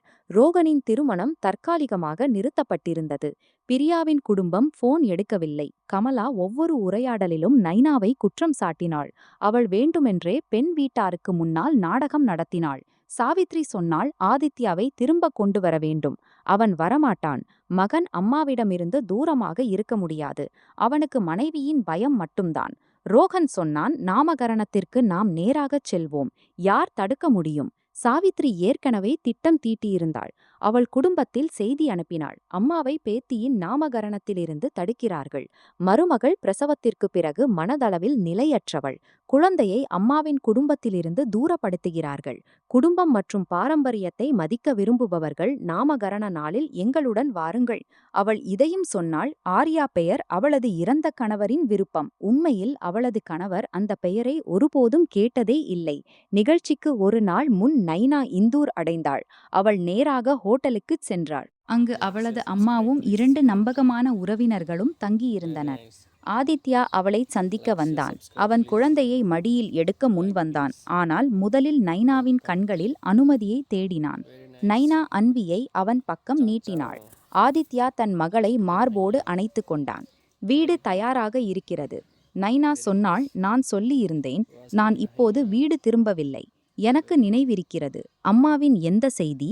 அவள் முழு குடும்பத்தையும் அழைத்து வருகிறாள். எத்தனை பேர்? ஒருவேளை 20க்கு மேல். ஹாலில் பாதுகாப்பு இருக்கிறதா? ஆமாம். விருந்தினர் பட்டியல் கொடுக்கப்பட்டிருக்கிறது. ஆனால் அவள் என் அம்மா. மக்கள் தடுக்க தயங்குவார்கள். நைனா சொன்னாள், நீ தயங்காதே. ஆதித்யா அன்வியின் சிறிய விரலை பிடித்தபடி சொன்னான், இந்த முறை இல்லை. நைனா சில கணங்கள் அவனை பார்த்து கொண்டிருந்தாள். இந்த விஷயத்தை நீ என்னிடம் அல்ல, உன்னிடமே நிரூபித்துக் கொள்வாய். நிகழ்ச்சியின் காலை ஹால் வெள்ளை மற்றும் வெளிர் இளஞ்சிவப்பு மலர்களால் அலங்கரிக்கப்பட்டிருந்தது. மண்டபம் சிறியதாக இருந்தது. நடுவில் ஒரு புதிய தொட்டில் வைக்கப்பட்டிருந்தது. பழைய தொட்டிலின் உடைந்த பலகையை ஆதித்யா எரியவில்லை. அவன் அதை தன்னிடம் வைத்திருந்தான். அவனது மௌனம் எங்கு வரை சென்றது என்பதை மறக்கக்கூடாது என்பதற்காக. நைனா அன்வியை மடியில் அழைத்து கொண்டு வந்தாள். அவளது நடை இன்னும் மெதுவாக இருந்தது. அவள் கனமான நகைகள் அல்லது பளபளப்பான ஆடைகளில் இல்லை. அவள் வெளிர் மஞ்சள் புடவை அணிந்திருந்தாள். குழந்தையை வெள்ளை துணியில் போர்த்தியிருந்தாள். அவளுக்கு பின்னால் அவளது அம்மா இருந்தாள். ஹாலுக்குள் வந்தவர்களின் பார்வைகள் அவள் மீதே நிலைத்தன. சிலர் முணுமுணுத்தனர். முற்றிலும் சாதாரணமாக திரிகிறாள். அதன் அர்த்தம் தெளிவாக இருந்தது. சாவித்திரியின் மனநல நோய் வதந்தி ஏற்கனவே எல்லாரையும் சென்றடைந்திருந்தது. பண்டிதர் சடங்கின் தயாரிப்பை தொடங்கினார். ஆதித்யா மேடைக்கு அருகில் நின்றான். அவன் விருந்தினர்களை வரவேற்றான். ஆனால் அவனது பார்வை அடிக்கடி நுழைவாயிலை நோக்கிச் சென்றது. நிகழ்ச்சி தொடங்குவதற்கு 10 நிமிடங்களுக்கு முன் வெளியே சப்தம் எழுந்தது. பாதுகாப்பு பணியாளர் ஆதித்யாவுக்கு போன் செய்தான். சார், உங்கள் அம்மா வந்திருக்கிறார். அவருடன் நிறைய பேர் இருக்கிறார்கள். பட்டியலில் யாருடைய பெயரும் இல்லை. ஆதித்யா வெளியே சென்றான். சாவித்ரி சிவப்பு புடவையில் முன்னால் நின்றிருந்தாள். அவளுக்கு பின்னால் கமலா, ரோகன் மற்றும் சுமார் 25 உறவினர்கள் இருந்தனர். 2 ஆண்கள் வெள்ளி நிறத் தொட்டிலை தூக்கிக் கொண்டிருந்தனர். ஒரு பெண் கையில் அந்த பழைய அழைப்பு அட்டையை வைத்திருந்தாள். அதில் ஆர்யா பெயர் அச்சிடப்பட்டிருந்தது. சாவித்ரி ஆதித்யாவை பார்த்ததும் சொன்னாள், வழியிலிருந்து விலகு. பாட்டி தன் பேத்திக்கு பெயர் வைக்க வந்திருக்கிறாள். ஆதித்யா சொன்னான், நீங்கள் அழைக்கப்படவில்லை. உறவினர்களிடையே சத்தம் எழுந்தது. அம்மாவை தடுப்பான். இவ்வளவு மாறிவிட்டான். மருமகள் மந்திரம் செய்திருக்கிறாள். சாவித்ரி கையை உயர்த்தி எல்லாரையும் அமைதிப்படுத்தியது. பின்னர் அவள் தன் பையிலிருந்து சில காகிதங்களை எடுத்தாள். நான் வெறும் கையுடன் வரவில்லை. ஆதித்யா காகிதங்களை பார்த்தான். இது என்ன? சாவித்ரி உரத்த குரலில் சொன்னாள். உள்ளே அமர்ந்திருந்தவர்களும் கேட்கும்படி. சாட்சிகளின் அறிக்கைகள். நைனா பிரசவத்திற்கு பிறகு நிலையற்றவள். அவள் குடும்பத்தை வீட்டிலிருந்து வெளியேற்றினாள். குழந்தையை பாட்டியிடமிருந்து தூரப்படுத்தினாள். கணவனை அம்மாவுக்கு எதிராக தூண்டினாள். இன்று முழு குடும்பத்திற்கு முன்னால் முடிவு செய்யப்படும். குழந்தை யாரிடம் பாதுகாப்பாக இருக்கும் என்று. ஆதித்யா காகிதத்தை எடுக்கவில்லை. இந்த போலியான காகிதங்களால் ஒன்றும் ஆகாது. சாவித்ரி அவனுக்கு மேலும் அருகில் வந்தாள். உனக்கு தோன்றுகிறது நான் வெறும் பெயர் வைக்க வந்திருக்கிறேன் என்று. அவள் பின்னால் நின்ற கமலாவுக்கு சைகை செய்தாள். கமலா ஒரு சிறிய பையை முன் நீட்டினாள். அதில் புதிதாக பிறந்த குழந்தையின் ஆடைகள், பால் பாட்டில்கள் மற்றும் போர்வை இருந்தன. சாவித்ரி சிரித்தாள். இன்று ஆர்யா எங்களுடன் வீடு போவாள். ஹாலுக்குள் நைனா இந்த வாக்கியத்தை கேட்டாள். அவள் அன்வியை தன் மார்போடு இருக்க அணைத்தபடி மெதுவாக கதவு பக்கம் நகர்ந்தாள். நுழைவாயிலின் மறுபுறம் ஆதித்யா தன் அம்மா மற்றும் முழு குடும்பத்திற்கு நடுவே தனியாக நின்றிருந்தான். நைனா அன்வியை தன் மார்போடு இருக்க அணைத்து கொண்டாள். அறுவை சிகிச்சைக்கு பிறகு அவளது உடல் இன்னும் முழுமையாக சரியாகவில்லை. ஆனால் அந்த நொடியில் அவளுக்கு தன் கால்களின் வலி உணரப்படவில்லை. அவளது முழு உணர்வும் கதவுக்கு வெளியே நின்ற சாவித்ரி மற்றும் அந்த சிறிய பையின் மீது நிலைத்தது. அதில் புதிதாக பிறந்த குழந்தையின் ஆடைகள், பால் பாட்டில்கள் மற்றும் போர்வை நிரம்பியிருந்தன. சாவித்ரி மகளுக்கு ஆசீர்வாதம் கொடுக்க வரவில்லை. அவளை அழைத்துச் செல்ல தயாராகி வந்திருந்தாள். நைனாவின் அம்மா அவளுடன் நின்றாள். அவள் மெதுவாக சொன்னாள், குழந்தையை என்னிடம் கொடு. நீ இப்போது முன் செல்லாதே. நைனா தலையை அசைத்தாள். இல்லை அம்மா, இன்று யாரும் என் மகளை என் மடியிலிருந்து பிரிக்க மாட்டார்கள். ஹாலுக்கு வெளியே ஆதித்யா நுழைவாயிலுக்கு முன்னால் தன் இடத்தை விடவில்லை. அவனுக்கு பின்னால் 2 பாதுகாப்பு பணியாளர்கள் இருந்தனர்.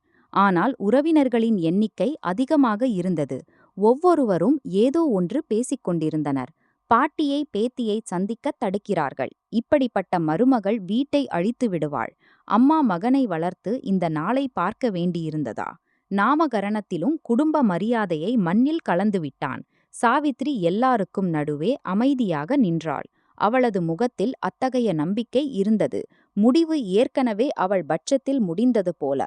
அவள் காகித கட்டுவை ஆதித்யா பக்கம் நீட்டினாள். எடுத்து படி.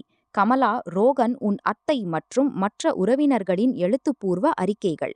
எல்லோரும் பார்த்திருக்கிறார்கள். நைனா பிரசவத்திற்கு பிறகு வீட்டில் அசாதாரண நடத்தை காட்டினாள். குடும்ப மக்களை திடீரென்று வெளியேற்றினாள். குழந்தையை யாரிடமும் சந்திக்க விடவில்லை. உன்னை அம்மாவிடமிருந்து பிரித்து கொண்டிருக்கிறாள். ஆதித்யா காகிதங்களை பார்க்கவும் இல்லை. இவர்களில் யார் நைனாவை பிரசவத்திற்கு பிறகு பார்த்திருக்கிறார்கள்? சாவித்ரி ஒரு கணம் நின்றாள். ஆதித்யா கமலாவை பார்த்தான். நீங்கள்? கமலா சொன்னாள். பார்க்க தேவையில்லை. அவளது செயல்களை எல்லாம் சொல்கின்றன. அவள் உஜ்ஜைனில் இருந்தாள். நீங்கள் இந்தூரில் அவளது வீட்டை ஆக்கிரமித்தீர்கள். அவள் யாரையும் வெளியேற்றவில்லை. நான் வெளியேற்றினேன். ஒரு அத்தை சொன்னாள். மனைவி சொன்னதால்தான் செய்திருப்பாய். ஆதித்யா குரலை உயர்த்தாமல் சொன்னான். இந்த முடிவை நான் முதல் நாளிலேயே எடுத்திருக்க வேண்டும். தாமதம் நான் செய்தேன். பொறுப்பு என்னுடையது. சாவித்ரி அவமதிப்புடன் சொன்னாள். இப்போது பெரிய பொறுப்பான கணவனாகிறாய். நாங்கள் உன்னை படிக்க வைத்தபோது உன் பொறுப்பு எங்கே இருந்தது? நீங்கள் என்னை படிக்க வைத்தீர்கள். அதன் அர்த்தம் நீங்கள் என் மனைவியை வீட்டிலிருந்து வெளியேற்றலாம் என்பதல்ல. வீட்டிலிருந்து யார் வெளியேற்றினார்கள்? அவள்தானே தாய் வீட்டிற்குச் சென்று உட்கார்ந்திருக்கிறாள். நைனா கதகு வரை வந்திருந்தாள். அவளது குரலை கேட்டதும் மக்கள் பின்னால் திரும்பினர். நான் மருத்துவரின் அறிவுரையின்படி தாய் வீட்டில் இருந்தேன். சில கணங்கள் அமைதி நிலவியது. நைனா மெதுவாக ஆதித்யாவிடம் வந்தாள். அன்வி அவளது மடியில் உறங்கிக் கொண்டிருந்தாள். அவளது முகத்தில் கண்ணீரும் இல்லை, பயமும் இல்லை. அவள் சாவித்திரியின் கண்களில் பார்த்துச் சொன்னாள். என் இல்லாதபோது என் துணிகளை கட்டுவது, என் பெயரை கதவிலிருந்து அகற்றுவது, என் அறையில் வேறு ஆணை படுக்க வைப்பது, இதை நீங்கள் என்னவென்கிறீர்கள்? சாவித்ரி சொன்னாள். வீட்டில் திருமணம் இருந்தது. என் மகளின் தொட்டிலை காலணிகளால் நிரப்புவது. ஒரு தொட்டில், கோயில் அல்ல. என் மருத்துவமனை காகிதங்களை பெட்டியில் போட்டு உஜ்ஜைனுக்கு அனுப்ப தயாராக்குவது. நீ அதையே சொல்கிறாய். என் வீட்டை ரோகனுக்கு சொத்து என்று சொல்வது. சாவித்ரி சொன்னாள். குடும்பத்தில் யாருக்கு என்ன இருக்கிறது என்பதை அம்மா முடிவு செய்கிறாள். நைனா முதல் முறையாக லேசாகச் சிரித்தாள். அதில் மகிழ்ச்சி இல்லை. இதுதான் உங்கள் மிகப்பெரிய தவறு. நீங்கள் நினைத்தீர்கள் குடும்பம் என்றால் மற்ற எல்லாரும் உங்கள் ஆணைப்படி வாழ வேண்டும் என்று. கமலா முன் வந்தாள். வாயை அடக்கிப் பேசு. உன் காரணத்தால் என் மகனின் திருமணம் உடைந்தது. நைனா அவளை பார்த்தாள். உங்கள் மகனின் திருமணம் என் காரணத்தால் உடையவில்லை. அது உடைந்தது ஏனென்றால் நீங்கள் மற்றவர்களின் சொத்தை உங்களுடையது என்று சொல்லி உறவு உறுதி செய்தீர்கள். ரோகன் சொன்னான். நீங்கள் பெண் வீட்டாருக்கு முன்னால் வேண்டுமென்றே எங்களை அவமானப்படுத்தினீர்கள். ஆதித்யா அவனை பார்த்தான். நீ போலியான ஆவணம் அனுப்பியிருந்தாய். வெறும் பெயர் மாற்றப்பட்டிருந்தது. பிளாட் குடும்பத்துக்கு சொந்தமானதுதானே. ஆவணத்தில் பெயர் மாற்றுவது பொய் அல்ல, ஏமாற்று. சாவித்ரி திடீரென்று காகித கட்டுவை தரையில் வீசினாள். போதும், இன்று ஆர்யாவின் நாமகரணம் நடக்கும். குழந்தை என்னுடன் வீடு போகும். நைனாவுக்கு ஓய்வு தேவை. அவளது மனம் சரியானதும் பார்ப்போம். நைனாவின் அம்மா கடுமையான குரலில் சொன்னாள். என் மகள் முழுமையாக ஆரோக்கியமாக இருக்கிறாள். சாவித்ரி அவளை கடுமையாக பார்த்தாள். நீங்கள்தான் இவளை கெடுத்தீர்கள். மகளுக்கு புரிய வைப்பதற்கு பதிலாக மாமனார் வீட்டுடன் சண்டையிட கற்றுக் கொடுத்தீர்கள். நாங்கள் அவளுக்கு யாருடைய பொருளாக மாற மறுக்க கற்றுக் கொடுத்தோம். உறவினர்களிடையே மீண்டும் சட்டம் எழுந்தது. சிலர் மொபைலை எடுத்து பதிவு செய்யத் தொடங்கினர். சாவித்ரி இதை பார்த்ததும் உரக்கப் பேசத் தொடங்கினாள். அவளுக்கு அதுவே தேவைப்பட்டது போல. முழு குடும்பத்திற்கு முன்னால் கேளுங்கள். இந்த குழந்தை ஜோஷி வம்சத்துக்கு சொந்தமானது. இதன் பெயர் ஆர்யா ஆகும். இதன் முதல் உரிமை பாட்டிக்கு. மருமகள் எங்கள் விதிகளை ஏற்கவில்லை என்றால் குழந்தை எங்கள் வீட்டில் இருக்கும். நைனா சொன்னாள். என் மகளின் முதல் உரிமை எந்த வம்சத்துக்கும் இல்லை, அவளது பெற்றோருக்கு. நீங்கள் தனியாக அம்மா அல்ல, நானும் அம்மா. உங்கள் தாய்மை உங்களுக்கு உங்கள் மகன் மீது உரிமை கொடுத்தது, அவனது மனைவி மற்றும் மகள் மீது அல்ல. சாவித்ரியின் முகம் கோபத்தால் சிவந்தது. அவள் முன்வந்து அன்வியின் போர்வையை பிடிக்க முயன்றாள். என் பேத்தியை எனக்கு கொடு. நைனா உடனே பின்னால் விலகினாள். அறுவை சிகிச்சை காயத்தில் இழுப்பு உண்டாகி அவளது முகத்தில் வலி தெரிந்தது. ஆதித்யா இடையில் வந்தான். அவன் அம்மாவின் மணிக்கட்டை பிடித்து கீழே இறக்கினான். அவளை தொடாதே. சாவித்ரி சில கணங்கள் திகைத்தாள். ஒருவேளை வாழ்க்கையில் முதல் முறையாக மகன் அவளது கையை தடுத்திருந்தான். பின்னர் அங்கேயே அலறினாள். நீ உன் அம்மாவின் கையை பிடிப்பாய். இப்போது அவள் என் மனைவியின் மடியிலிருந்து குழந்தையை பறிக்க முயல்கிறாள். அப்போது கமலாவும் ரோகனும் முன் வந்தனர். பாதுகாப்பு பணியாளர்கள் அவர்களை தடுக்க முயன்றனர். ரோகன் பணியாளரை தள்ளி சொன்னான். இது எங்கள் குடும்ப விவகாரம். ஆதித்யா சொன்னான். குடும்ப விவகாரம் யாருக்கும் குழந்தையை பறிக்கும் உரிமையை கொடுக்காது. சாவித்ரி தரையில் அமர்ந்து தன் மார்பில் கைகளை அடிக்கத் தொடங்கினாள். பாருங்கள் எல்லாரும், மருமகளுக்காக மகன் அம்மாவை தள்ளுகிறான். இன்று நான் இங்கேயே இறந்து விடுவேன். ஆதித்யா அவளை தொடவும் இல்லை. ஆனால் கூட்டத்தில் பலர் உடனே அவள் பட்சத்தில் கத்தத் தொடங்கினர். அம்மாவிடம் மன்னிப்பு கேள். நைனாவை வெளியே அனுப்பு. குழந்தையை பாட்டிக்குக் கொடு. விஷயத்தை முடி. நைனா ஆதித்யாவை பார்த்தாள். இதுதான் அவள் கேட்டிருந்த அந்த நொடி. அம்மா அழுவாள். உறவினர்கள் அவனை பாவி என்பார்கள். முழு குடும்பம் ஒன்றாக அழுத்தம் கொடுக்கும். அப்போது அவன் என்ன செய்வான்?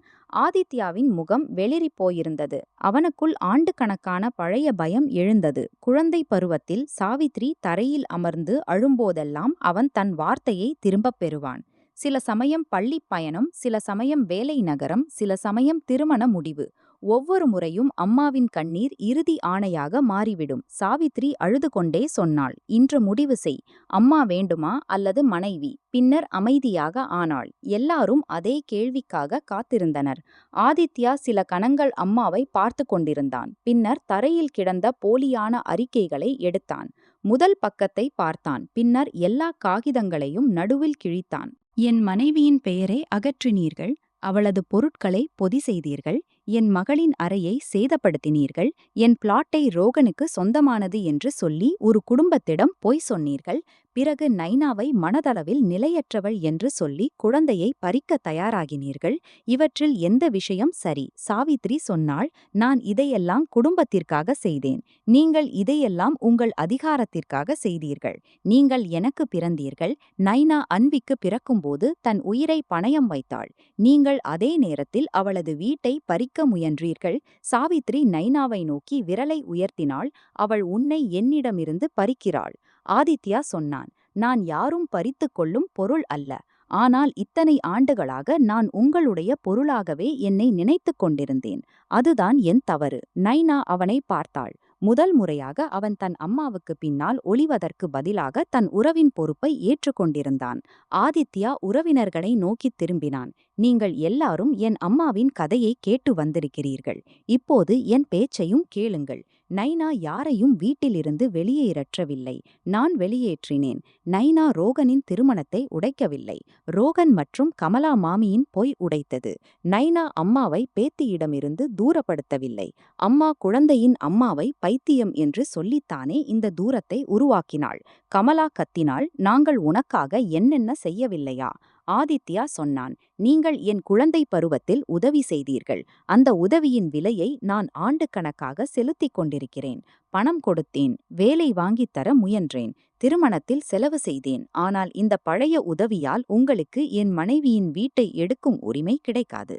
ரோகன் முன்வந்தான். என் திருமணத்தை செய்தீர்கள். உண்மையைச் சொல்லி மீண்டும் உறவை தேடு. பிரியா வீட்டார் இப்போது முழு நகரத்திலும் நம்மை அவமானப்படுத்துவார்கள். பின்னால் இருந்து ஒரு குரல் வந்தது, எங்களுக்கு யாரையும் அவமானப்படுத்த தேவையில்லை. எல்லாரும் திரும்பி பார்த்தனர்.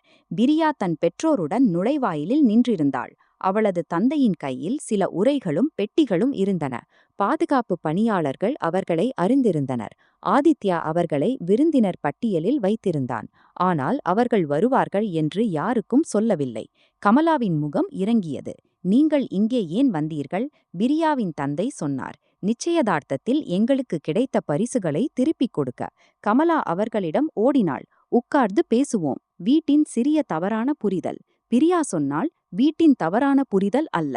நீங்கள் எங்களுக்கு போலியான ஆவணம் காட்டினீர்கள். ரோகன் வேலையை பற்றியும் பொய் சொன்னான். அவன் சொல்லியிருந்தான் அவன் ஒரு கட்டுமான நிறுவனத்தில் நிரந்தர திட்ட மேலாளர் என்று. ஆதித்யா ரோகனை பார்த்தான். நீ வேலையில்லாதவன். ரோகன் சொன்னான் வேலை கிடைக்கற இருந்தது. பிரியாவின் தந்தை சொன்னார், எந்த நிறுவனத்தின் நியமன கடிதத்தை காட்டினீர்களோ நாங்கள் அங்கே பேசினோம். அப்படிப்பட்ட பதவி அல்லது முன்மொழிவு இல்லை. கமலா சாவித்ரியை பார்த்தாள். நீ சொல்லியிருந்தாய் ஆதித்யா வேலை வாங்கித் தருவான் என்று. சாவித்ரி சொன்னால் வாங்கித் தருவான். மருமகள் இடையில் வராவிட்டால் ஆதித்யா சொன்னான், நான் எந்த வாக்குறுதியும் அளிக்கவில்லை. பிரியா தன் நிச்சயதார்த்த மோதிரத்தை கழற்றி ரோகன் பக்கம் நீட்டினாள். நான் அப்படிப்பட்ட வீட்டில் திருமணம் செய்ய மாட்டேன். ஒரு மருமகளை வெளியேற்றி மற்றொரு திருமணத்திற்கு வீடு உருவாக்கும் வீட்டில். ரோகன் மோதிரத்தை எடுக்க மறுத்தான். நீ நைனா அண்ணியின் பேச்சில் சிக்கியிருக்கிறாய். பிரியா சொன்னாள், நான் வீடியோ பார்த்திருக்கிறேன். தொட்டில் வெளியே இருந்தது. அவர்களது துணிகள் பெட்டிகளில் இருந்தன. போலியான காகிதத்தை நீயே எனக்கு அனுப்பினாய். ரோகனிடம் பதில் இல்லை. பிரியா மோதிரத்தை மேஜையில் வைத்தாள். இந்த உறவு முடிவுக்கு வந்தது. கமலா அவளை பிடிக்க முயன்றாள். ஆனால் பிரியாவின் அம்மா இடையில் வந்தாள். எங்கள் மகளை தொடாதீர்கள். பிரியாவின் குடும்பம் மேலை வைத்துக்கொண்டு திரும்பத் தொடங்கினார். இந்த முறை யாரும் அவர்களை தடுக்க துணியவில்லை. கமலா ரோகனை பார்த்தாள். பின்னர் சாவித்ரி மீது பாய்ந்தாள். உன் காரணத்தால் எல்லாம் நடந்தது. நீ சொல்லியிருந்தாய் பிளாட்டை வாங்கித் தருவேன் என்று. நீ சொல்லியிருந்தாய் ஆதித்யா ஒருபோதும் மறுக்க மாட்டான் என்று. சாவித்ரியும் கத்தி பதிலளித்தாள். உன் மகன் போலியான வேலையை ஏன் சொன்னான்? நீ சொல்லியிருந்தாய் திருமணம் முடிந்துவிடட்டும், பின்னர் எல்லாம் சமாளிப்போம் என்று.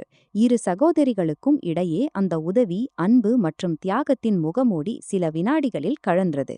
இப்போது இருவரும் ஒருவர் மீது ஒருவர் குற்றம் சாற்றிக் கொண்டிருந்தனர். உறவினர்கள் மெதுவாக பின்னால் விலகத் தொடங்கினர். சில நிமிடங்களுக்கு முன் குடும்ப மரியாதையின் கவலை கொண்டவர்கள் இப்போது மொபைலை அணைத்துக் கொண்டிருந்தனர். சிலர் விடை பெறாமலேயே கதவு பக்கம் நகர்ந்தனர்.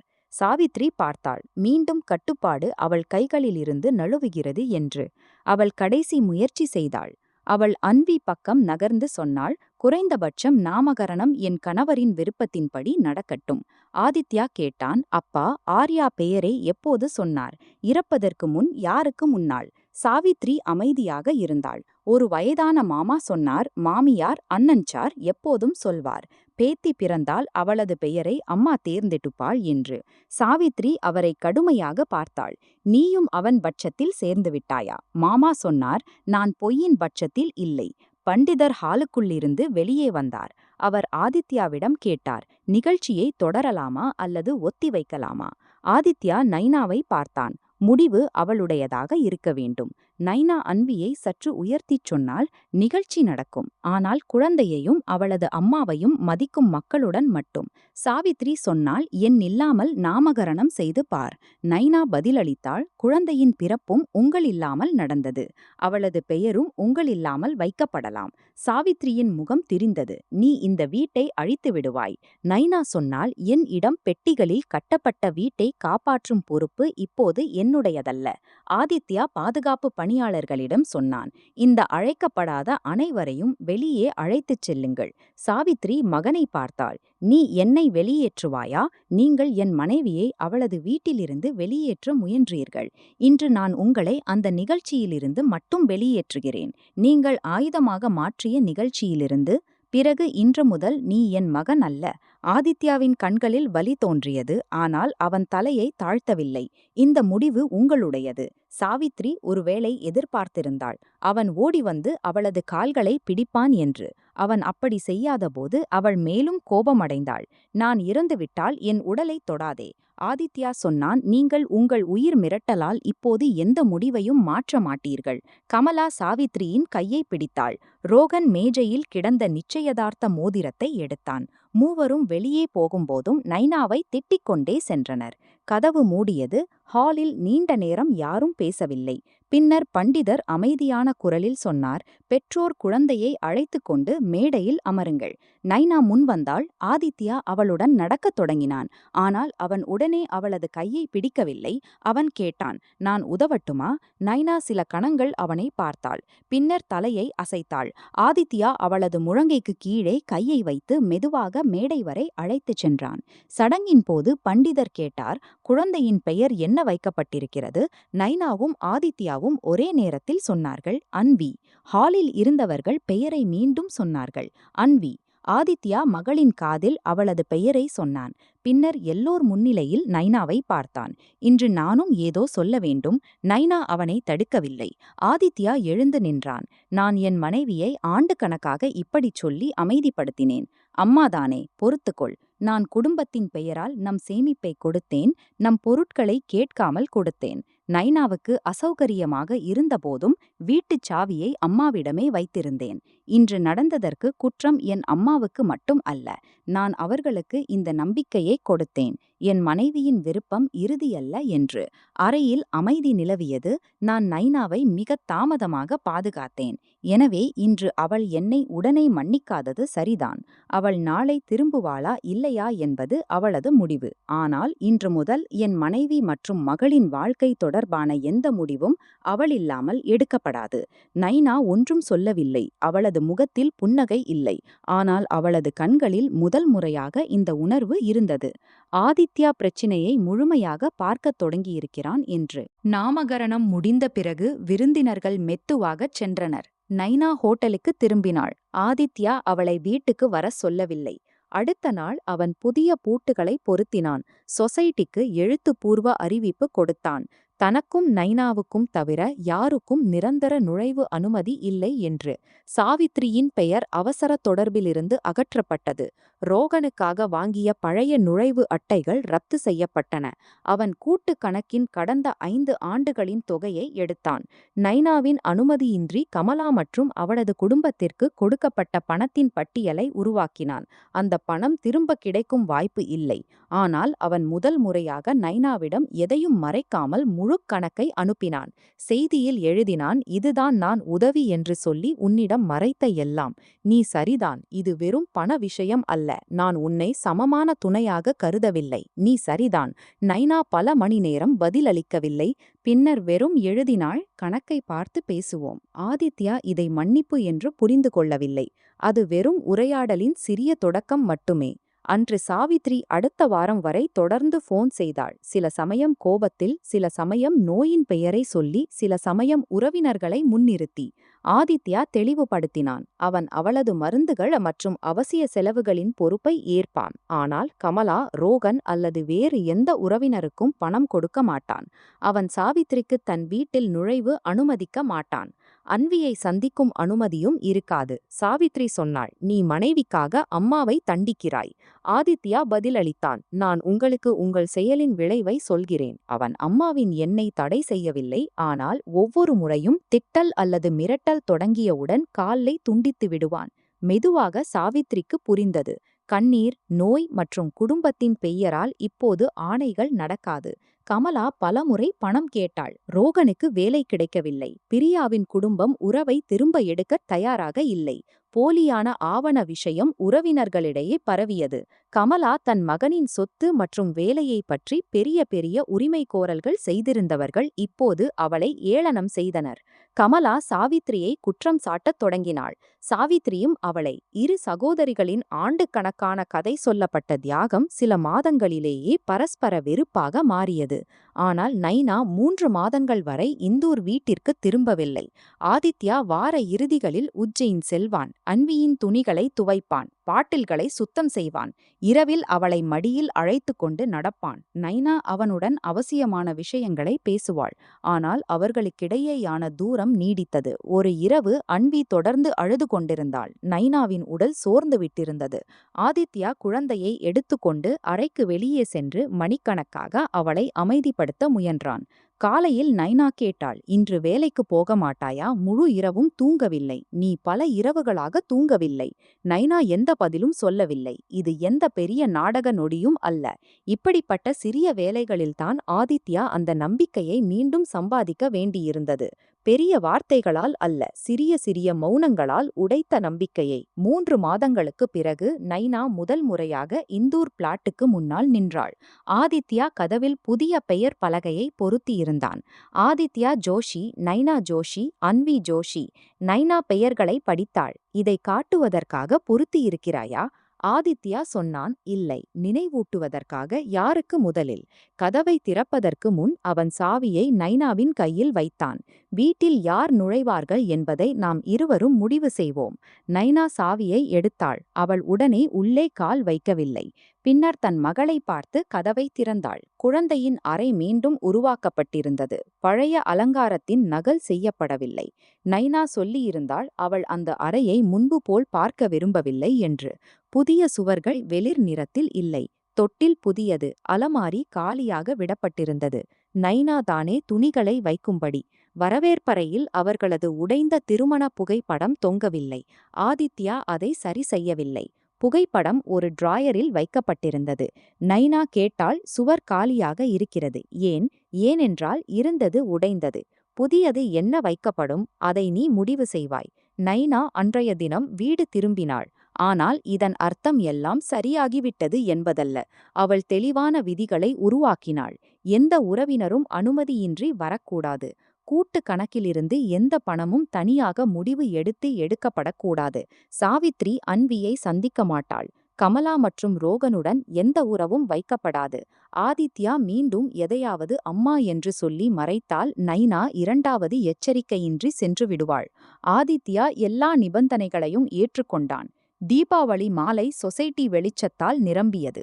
பிளாட்டுக்குள் நைனா அன்விக்கு சிறிய மஞ்சள் உடை அணிவித்தாள். ஆதித்யா விளக்குகளை அலங்கரித்துக் கொண்டிருந்தான்.